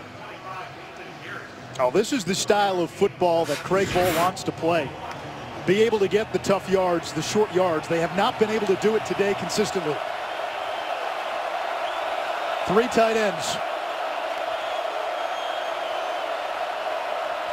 Hill up the middle, and he's in for 6. A strong response from the Cowboys after a pick 6 on the last drive. Wyoming's run game hasn't been that effective, but when you have to run it deep in the red zone, that really defines what your ability is as a team that wants to have a physical presence at the line of scrimmage. And that was a good result right there for Wyoming. Whether they win this game or not, that drive will pay dividends down the road for this team. PAT by Roth is good, and Wyoming back to within a score. Time for our Polaris Drive recap.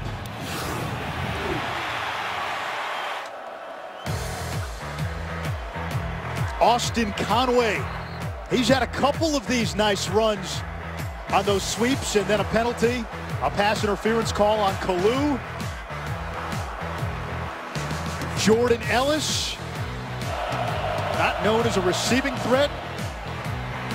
And Brian Hill, like he's done so many times, punches it in. And multiple guys that touch the football, and like I said, again, to me the important thing is, and the impressive thing is, that comes after a disastrous pick 6 the drive before. And so on the road with the young team and building a program in year 3 of Craig Bohl, what's the response? And that was a really, really good response.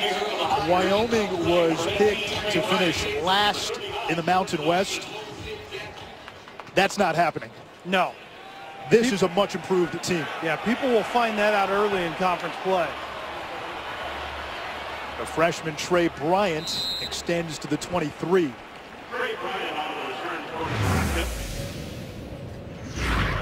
Only a 7-point game. Nebraska, a lot of self-inflicted wounds.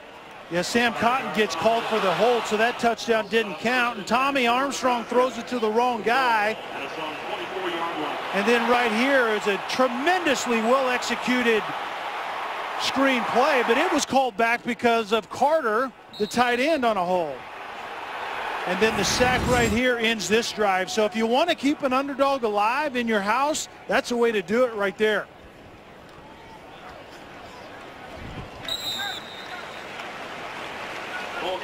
Six yards by Ozigbo on first down, setting up a 2nd and 4. Well, I know Mike Riley wanted a much cleaner game for his team, and remember what looms next week. We've talked about it a little bit, but the Oregon Ducks come in here, and they're going to have a much different team than these first 2 weeks by Nebraska. So this is more than just a speed bump or a dress rehearsal, because Wyoming, I think, is going to prove to be a good team, but Nebraska isn't playing clean once again.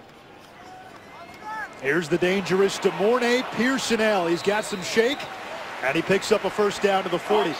Kelly, if Nebraska can get by Oregon next week here in Lincoln, very realistic chance the Huskers could be 7-0 before that game against Wisconsin on October 29th. Yeah, I think Oregon right here next week is going to be interesting. At Northwestern is also going to be interesting. They lost to Western Michigan in the opener. And they get better as time goes on, but you're right. It could be 7-0 going into that Wisconsin team, but they have to clean some things up. There isn't any doubt about it, but it's possible. Play action. Armstrong downfield. Riley laying out and makes the catch.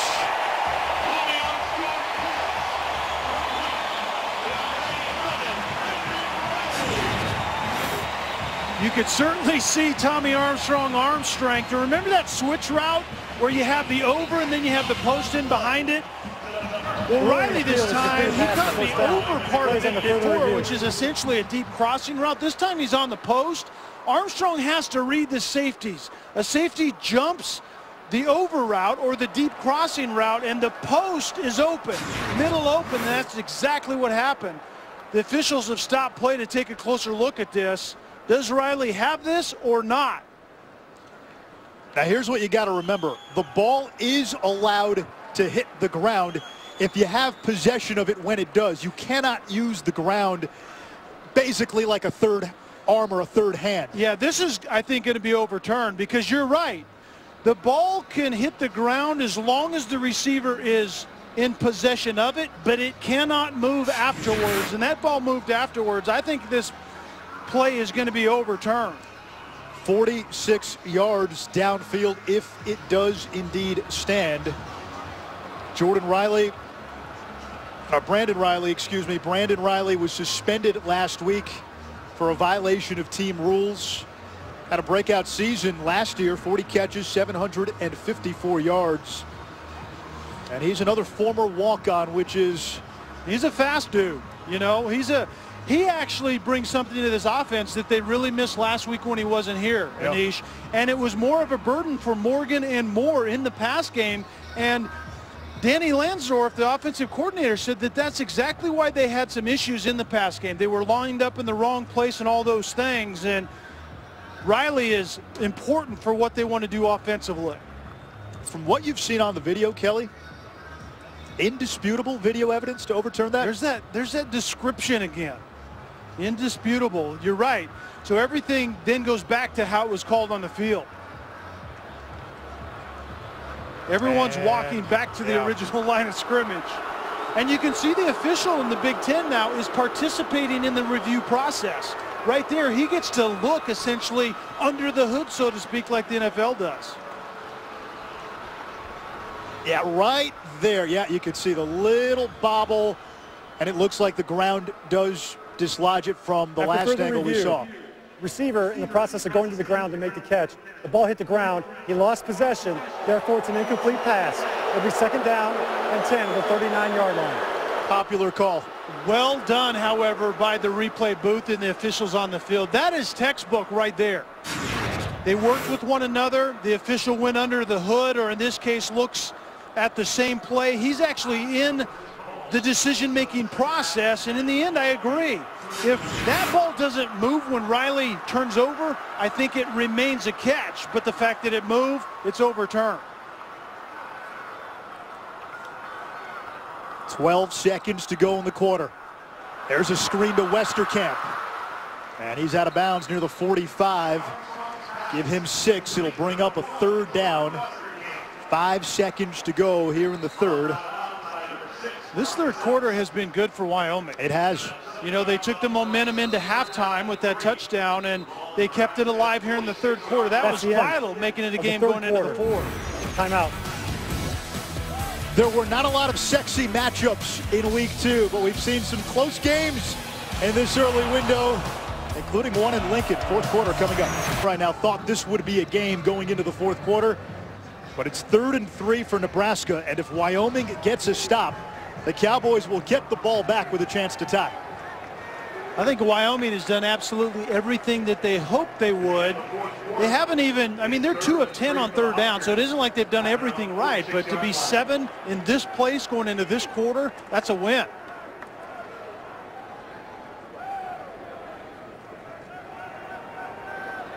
Armstrong to Newby, juggles it, catches it, and he's got the first down before being driven out.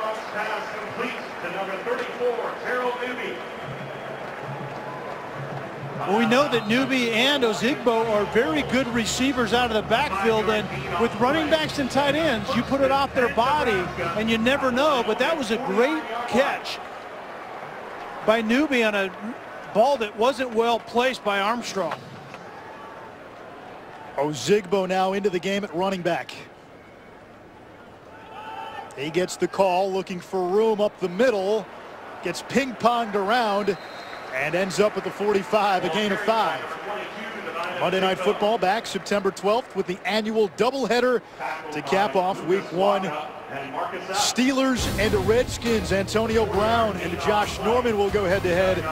And then the 49ers will host Todd Gurley and the Los Angeles Rams. I'm sure a lot of eyes will be on Colin Kaepernick during the anthem. Pearsonell in motion. Armstrong fakes it to him. Newby out of the backfield. And Newby rolls over a defender at the 35. He's to the 34, a gain of 11. And the Huskers move the sticks. That motion on that play for Nebraska was very beneficial because Wyoming was coming with pressure, and the pressure actually went for the fake. And there was a screen to Newby outside, so in the end it was a tremendous screen once again, and Danny Langsdorff is a screen guy, and Tommy Armstrong hasn't really taken to the screen game well, but we've seen some good ones here today.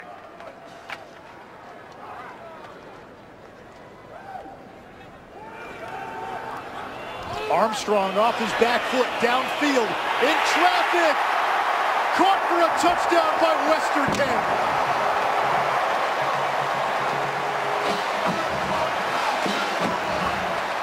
One in red possesses some of the best hands in college football.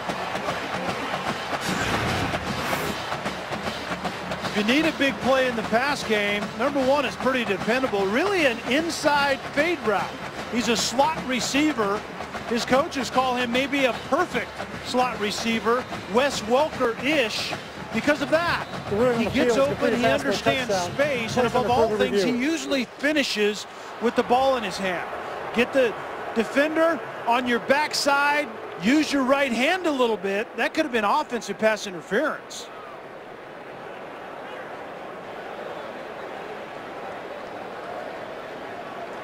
I think that right now the officials are looking, I don't think they're looking to see if it's a catch. I think they're looking to see if he was down before he got in the end zone, but that left knee came down and he's 3 feet into the end zone. After further review, the ruling on the field is confirmed. Touchdown. With that touchdown pass, Tommy Armstrong has 2 today. And he is now tied with Taylor Martinez for the most touchdown passes in school history. And if Armstrong stays healthy, he's got a chance to rewrite the record books when it comes to career passing statistics at Nebraska. The enigma part of that is it lives right next door to 36 career interceptions at this point. So you have the extremely good and the not so good. Kick is good, and Nebraska back up by 2 scores. Timeout. Indisputable video evidence that it was a touchdown. Much closer than I thought it was at first blush, that's for sure. Wyoming will have it at the 25, down 2 scores as we check in with Chris. All right, Anish, Jonathan Vilma here in studio with me. Georgia about ready to put away Nichols, and then Jacob Eason, the freshman, in his first start. What happened there? Oh, freshman mistake. That's what happened. He tried to force the ball into all the traffic, ends up hitting nobody. Jeff Hall comes with a nice heads-up play, gets the INT. Will he score, though? Go. He was fighting. I'll give him that, but they settled for a field goal. Had to settle for a field goal. Their Dogs still on top. Grayson Lambert now a quarterback for Georgia. There's the #1 team in the country, and Nick Saban. They're coming up next against Western Kentucky here on ESPN2. Anish. Jacob Eason, #1 pocket passing quarterback coming out of high school. Lake Stevens, Washington. That's a backward pass picked up by Nebraska.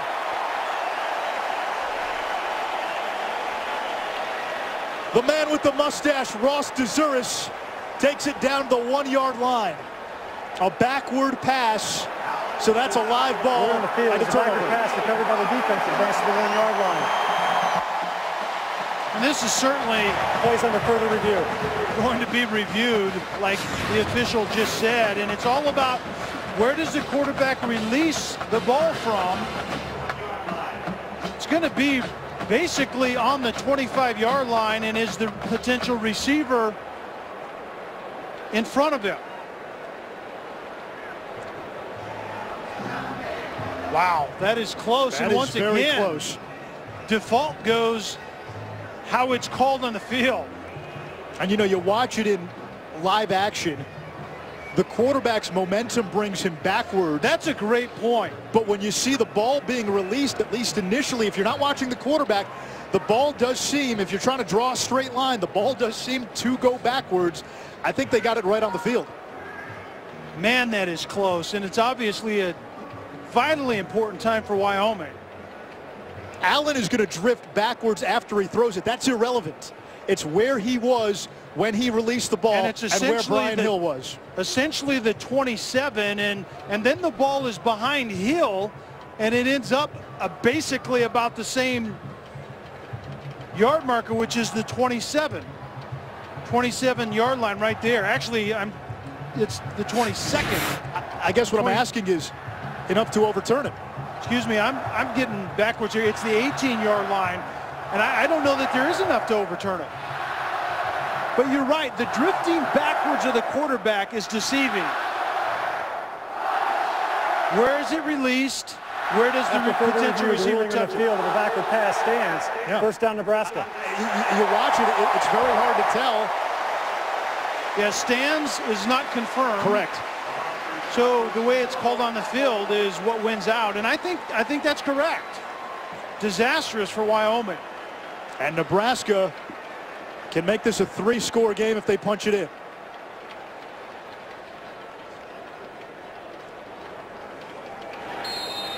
Ozigbo, the deep back, in the goal line set. 3 tight ends and a fullback. They give this to Ozigbo. Plows in for 6 more.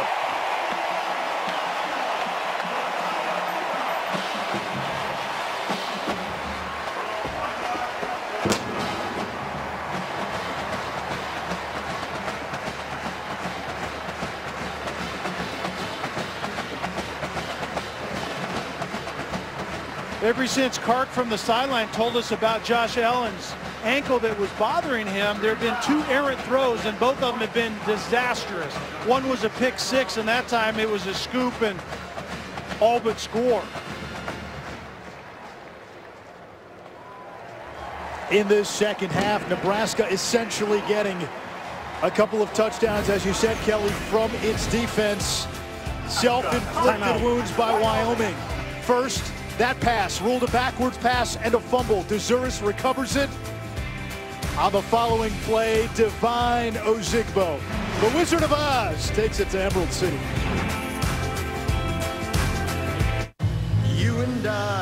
My brother and I have always been rivals. The awards room open to the public. Anish Raff, Kelly Stauffer, Paul Carcaterra down on the field. Kelly, you were recruited by Nebraska, but you chose to go to Colorado State. Why? Nebraska didn't do anything that resembled what I do. You know, I wanted to drop back and throw it, and Nebraska wasn't doing a whole lot of that.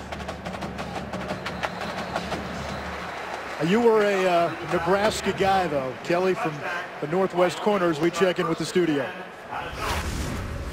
Well, Penn State is doing what Nebraska used to do, and it's run the football. Actually, both teams are in this one, but the Nittany Lions are kind of hanging in there. Saquon Barkley, his fourth touchdown of the game, so it's a one-score game right now. Pitt on top early fourth quarter over on ESPN. Coming up next here on ESPN2, Jalen Hurts, the freshman quarterback. Probably see at least one more, maybe a couple of Alabama quarterbacks on the day as they get set to take on Western Kentucky. That's coming up next, Andy. Hurts, 4 total TDs. And his debut, Allen finds Malhart out of bounds at the 30, 6 yards shy of the marker. Now, Kelly, you know, you're from Shadron, right? That area? That area, yes. I'm from nowhere. We have a ranch that doesn't have a name other than we're out of city limits. I remember because there were times when I'd try to call you and you said, let me call you in a half hour when I have some service. Yeah, we got a new cell phone tower just not far from us, so we're good. So you'll start returning calls now? Yeah, you can call me anytime. You still may not return the calls, but understood. That's a different story altogether. Allen throws another interception. That's Gary, his 10th career pick. And he's taken down at the 39-yard line by the quarterback, Allen. We've got a late flag at the end of the play. Might be a horse collar. Yeah, no, I think Gary handed the ball to Allen at the end. Allen took exception with it and threw it back at Gary. So I think the quarterback, Josh Allen, is actually going to get an unsportsmanlike after this play was over with. The wheels are falling off. Yeah. This one escalated quickly. After the interception, unsportsmanlike conduct, intercepting team, number 25, 15-yard penalty from the end of the run. Wow. This is number 25's first unsportsmanlike conduct penalty of the game. At least I thought they would be offsetting because a quarterback literally threw the ball at a player after the play. Both of them should have been called for that. Gary's got to watch out. Suspended last week. The 2 prior games, he was ejected for targeting. Yeah, Gary hands him the ball, and then the quarterback, Allen, throws the ball at him. They both should have been called for. I agree. Both things were uncalled for. Josh Allen has lost his composure. Thrown it to the wrong guys 2 different times has put his team in the hole, but Nate Gary has to use his head. It's been a while since he's been able to finish a game.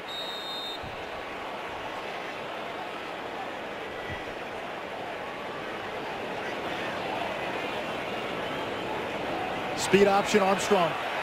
Around the corner. Out of bounds in Wyoming territory. This week's AP rankings are brought to you by Capital One. Alabama with a resounding Week 1 statement, obliterating USC. They have Western Kentucky on ESPN2 following this game. Clemson leading just 13-10 against Troy. And they didn't look too good against Auburn last week in a game we thought they would win handily. Florida State, boy, does DeAndre Francois look the part. Find a quarterback, and it was plug and play. I mean, they had everything else. It was a matter of whether they found that guy, and it appears that they have. I still don't know much about Ohio State and Michigan, by the way. There's been a lot of bells and whistles, but they haven't played anybody yet. But right now, the early returns look pretty good. They do. Ohio State returned to the fewest starters of any Power 5 team, just 3 on offense. 3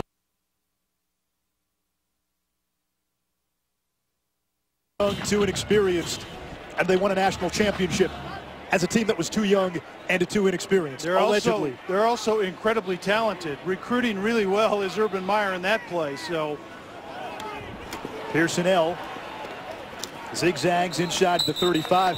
And Kelly, as of right now, Ohio State has the #1 recruiting class for 2017. Oh, yeah, I mean, Urban Meyer just took what he did at Florida and has taken it to Columbus. It's actually raising the bar in this conference, in the Big Ten. So everybody else now has to try to play catch up. And so what is Michigan's response to their rival? They go and get Harbaugh and say, okay, this is what we have to do to compete against what's going on in Columbus. Do you buy the Michigan Renaissance in 2016? I think it's a little bit too early, but I wouldn't bet on Harbaugh. When you get past all the bluster, he's an extremely good football coach. Ozigbo picks up a first down.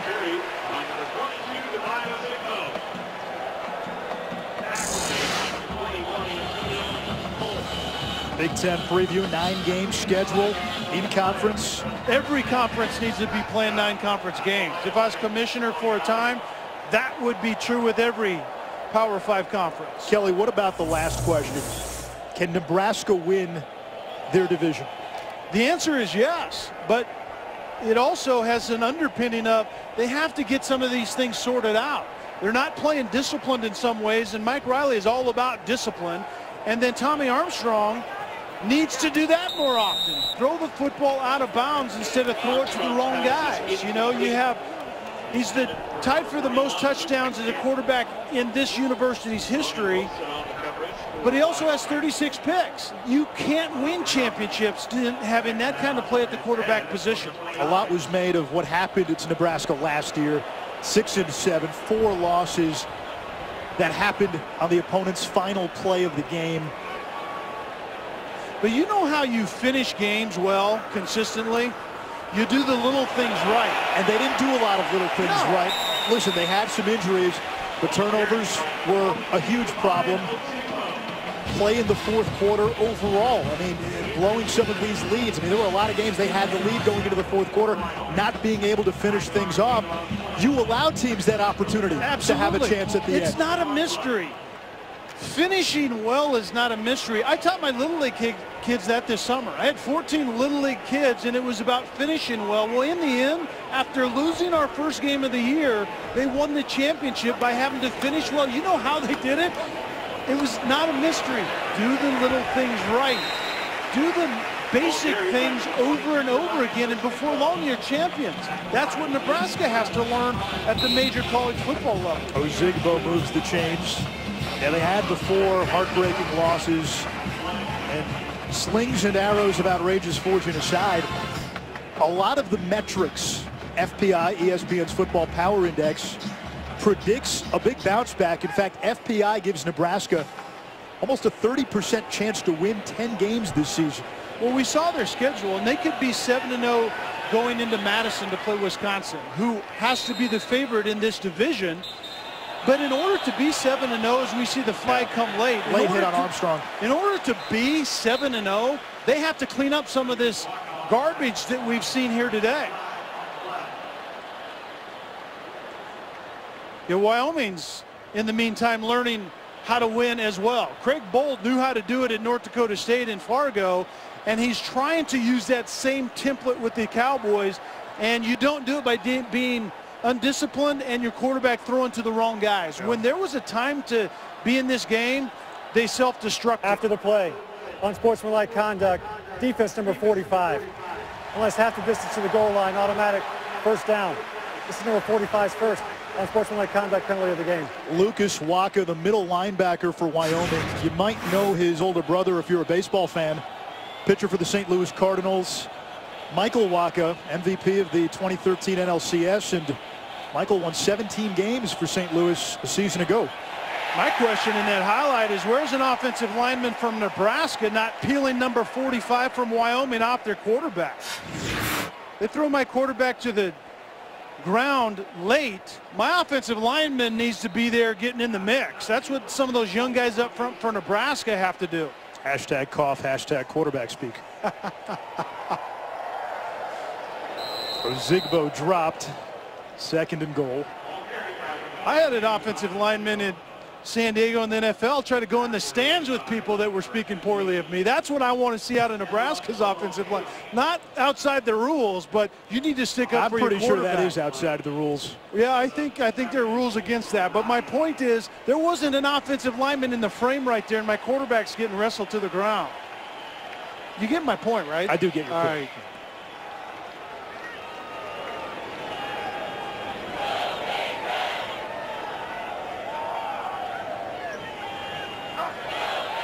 On 2nd and goal, Armstrong to the air. He's got Westerkamp, and there's the record for Tommy Armstrong.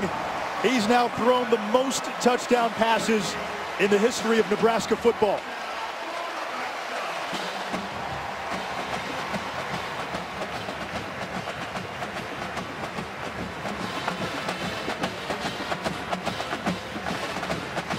If more of that lives this year, Nebraska has a chance to win this division. There isn't any doubt about it.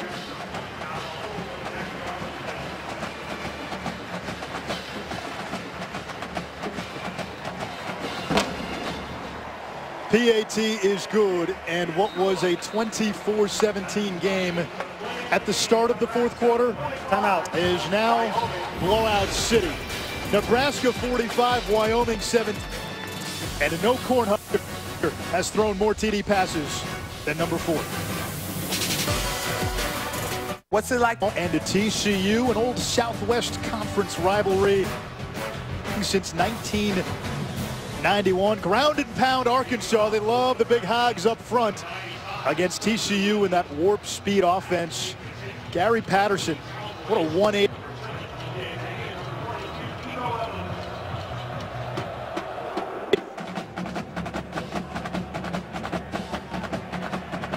Nico Evans tackled shy of the 20-yard line. There's Chris Cotter. Right, Anish, Coach Davis is here with me in studio, and Coach, Georgia just cannot put Nichols away. Absolutely, and you always talk about special teams, how critical they are early in the season. Isaiah McKenzie, the punt returner for Georgia, muffs the ball inside the 15-yard line. Nichols recovers inside the 10. Now gets an opportunity for Cade, throws a great touch pass, a fade in the corner of the end zone to C.J. Baker. Touchdown, brought it to 2. So Colonel's within 2, but Georgia's running out the clock on the SEC network. Wow. There's Brian Hill. Nice run by Hill. And if you're Wyoming, Brian Hill is a player that embodies what this program is about, and it embodies what Craig Bohl, their head coach, is about. Hill had minimal interest from FBS schools as an underweight high school safety. Craig Bohl had coached Hill's cousin at North Dakota State. He knew Brian Hill wanted to play offense, saw that they could maybe turn him into a running back.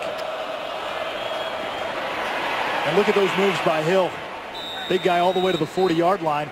And Hill has become a dynamic playmaker who will likely break the school's all-time rushing record either later this month or early in October. And with Bohl finding Hill, it's a lot like Craig Bohl finding Carson Wentz. There you go. Lightly recruited player from Bismarck, I believe, and Wentz had a great career at North Dakota State. His stock went through the roof the last couple of years, and lo and behold, he'll be starting for the Philadelphia Eagles tomorrow as the #2 pick in the draft. Those are the kind of players that Craig Bohl has to find to rebuild this program in Laramie. He has to make it a place that people will at least come and look, and when they look, there's selling points there. But the template that Bohl used at North Dakota State was getting players like that. Carson Wentz was recruited essentially off the basketball floor with another kid about the same size, and basically they were told, one of you will become our quarterback, the other one will become our tight end, and it's up to you in spring ball basically to decide who it's going to be. Well, Carson Wentz, and the rest is history, but Wyoming needs to find those guys. And there's one thing that... Another interception, this one by Chris Jones. And Jones runs out of bounds at the 35, downstairs to Kark. You mentioned Craig Bohl and what he did at North Dakota State. As we see Jones celebrating about 5 yards, the black shirts are pumped. But for Craig Bohl, it's pretty simple. quick fix, go out and get all these junior college guys, or do it the right way, have a foundation like at North Dakota State where you build with 4-year guys and you develop, just like his mentor Tom Osborne did. You get some walk-ons, you get some local kids who no one ever thought could play college football, you get them in a strength and conditioning program, and you watch them grow. Kelly, you and I have had the opportunity in the past to cover North Dakota State during their championship runs, and what always astonished us when they would play these other high-level FCS teams. Those other teams would have maybe some SEC and Big Ten and Big 12 transfers and a lot of junior college players. You didn't see that with the Bison. No, and you go ahead and you evaluate and then you develop. And there's something that Craig Bull said to me when we were in Fargo for one of those times. Riker Fife on point to Sam Cotton. Make it Gabe Ron. And Nebraska is pouring it on.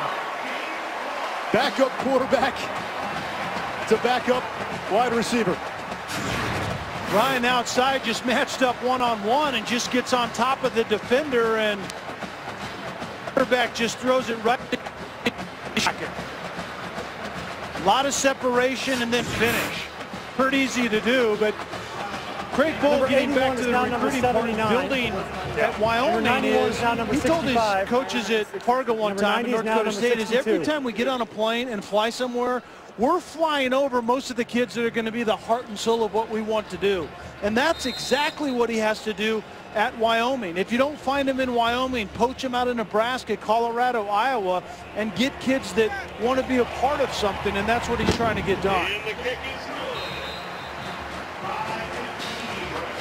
It has all come apart for Wyoming in the fourth quarter. Josh Allen has thrown 4 picks. The black shirts putting their stamp on this game. Chris Jones the pick, Riker Fife to Gabe Ron. They released the balloons after the first Nebraska touchdown.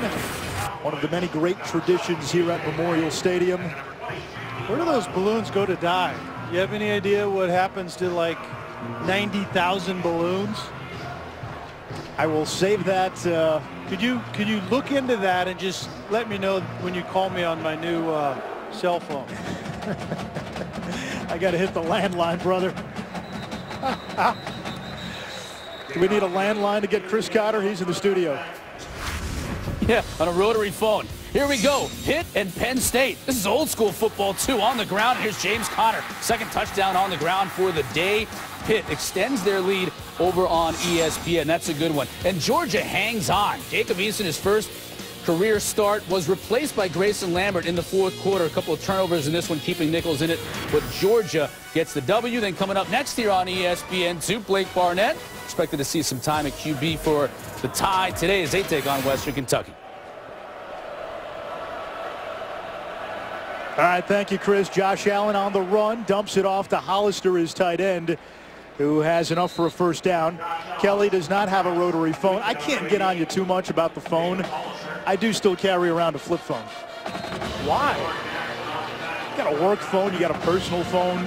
No, I Separation don't. of church and state. I have a phone, and if you want to get a hold of me, you better know the number, because you can't get me anywhere any other way. Unless you come to visit, then you have to let me know beforehand. Wow. Another interception. That's number 5. The second by Gary, and the 11th of his Nebraska career. Now the turnovers have gotten out of hand for Wyoming in this fourth quarter. Well, and if you're just tuning in, listen, the game was close for 3 quarters. Yeah, I said going into the fourth quarter that this is a win for Wyoming. I didn't mean it literally, because the wheels have fallen off. What Josh Allen is learning here is inaccurate pass. When you're playing a good secondary, which is the strength of Nebraska's team, they're going to take advantage of it. And so you can't be off target and expect to get away with it. A good lesson to learn as you're going into Mountain West Conference play. There's the freshman Trey Bryant. He ran over Wingard and gets to the 35-yard line. This coaching challenge staff. Flag here, Anish. Okay, Challenge go flag. ahead, Paul. Lay off of Kelly Stauffer in his rotary phone. You are a guy from New Jersey. phone when you were 8, okay? And you still have a flip phone? Shame on you, dude. I do. The only guy from the Garden State with a flip phone. You know, some of us have parts of our lives that we try to keep hidden, right? No, I really don't. The bat phone. I'm only kidding. I'm only kidding. I brought this one on myself, though. Yeah, you did. Yeah, I did. You know, and I deserve it. I'm looking down here at that 52-17 score, and it's unfortunate for Wyoming. I turned the tape on last week after a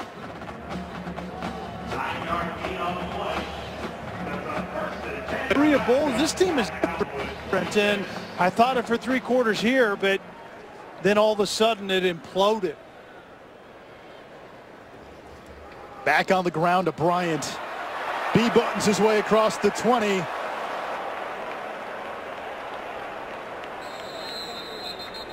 Ball carried by number 18, Trey Bryant. Tackle Paul Thomas by number 28, Andrew Winger. And Nebraska will keep it. Withstanding, this coach staff has high hopes for Bryant. Yeah, they're really expanding his role a little bit, but young ball carriers need to learn to hang on to the ball. There's a difference by Wingard in Division I ball at the FBS level as opposed to being hit in high school. Ball security is paramount for that position. He's a tough runner. You can see it there. His offensive coordinator, Danny Langsford, told us yesterday there was a moment in camp where he trucked one of the Nebraska safeties, and everybody just stopped and said, oh, okay, we got to start taking this kid seriously. Yeah. Freshman from St. Louis, went to Christian Brothers College High School, one of the top high schools in all of Missouri. Impressed in his cameo last week, 5 carries, 36 yards, and a score, and you can tell he's got a tough running style. They call him a hybrid between Newby and Ozigbo. And right now it's somewhat of a small package for him in terms of plays. He gets those extra yards. But it might be a smaller package if he doesn't hang on to the ball. Agreed. But one thing that got him onto the field fairly early is his physicality, his blend of being able to slash and be physical, but also he was doing a decent job in pass protection. Ball security and pass protection for young runners is usually the last thing to come along. So he proved that he could protect the passer early on. So that might be a guy that gets more touches as the season goes along. Oregon, Nebraska's next opponent, plays Virginia tonight. A lot of fans in Lincoln and this great state of Nebraska will be watching that game to get an advanced scout on Oregon. As that time, Bryant got past the initial defender in the backfield, but stopped in his tracks shortly after. A flag is down at the 9. We haven't seen much of Oregon. How do you see Nebraska match up against the Ducks? Tell me after the penalty.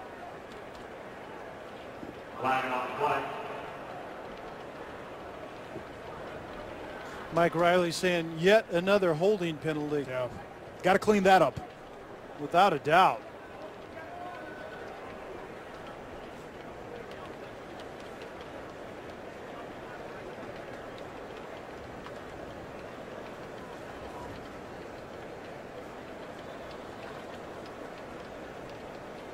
He's got the reputation of being one of the nicest guys in college football, Mike Riley.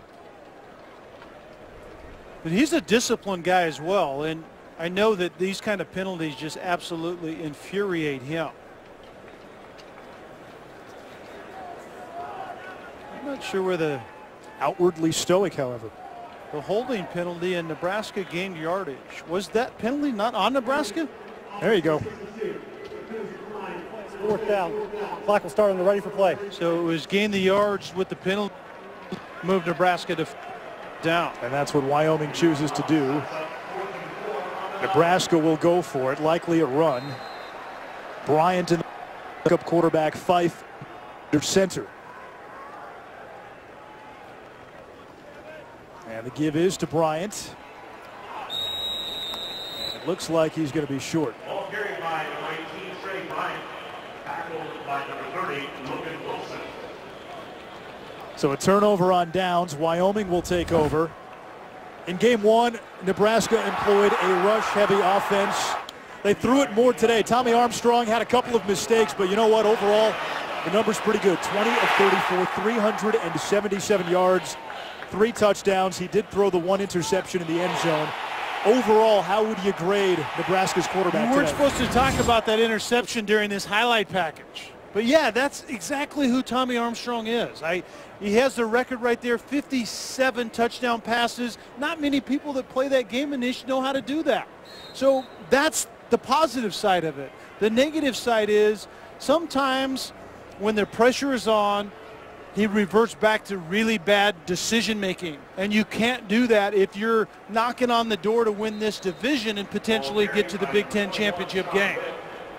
Sean Wick in the game, the backup running back, a fifth-year senior who played 4 games last year before a season-ending concussion. And you got 2 running backs, Wyoming does, Wick and Brian Hill, both in the top 10 in rushing in Cowboy history. 4-yard gain on the play. Steps up. Second and 6. Kelly, Wyoming's got UC Davis next week and a chance for the Pokes to get to 2 wins, which would match their season total from last year. I don't know if it's a bowl team in Craig Bohl's 3rd season, but I don't think they're going to finish last in the Mountain West. You look at the final score of this game, it doesn't tell the full story. Very, very deceiving. For 3 quarters, this was a really good game. And I guarantee you that Wyoming is going to make people in the Mountain West Conference uncomfortable. You can see what happens there. There are some winnable games, and then they go to Eastern Michigan and then Colorado State. October 1st, you played in that rivalry game, the Bronze Boot game. Yeah, that's a beauty right there. And but outside of Boise State and San Diego State, all of those games are doable, and I think Wyoming is arriving at a place they can take advantage of that, barring the implosion we've seen in this 4th quarter. A tough homecoming for Craig Bohl in his return to Lincoln. Mike Riley and the Nebraska Cornhuskers 2-0. They've got a big test here in Lincoln a week from today against Oregon.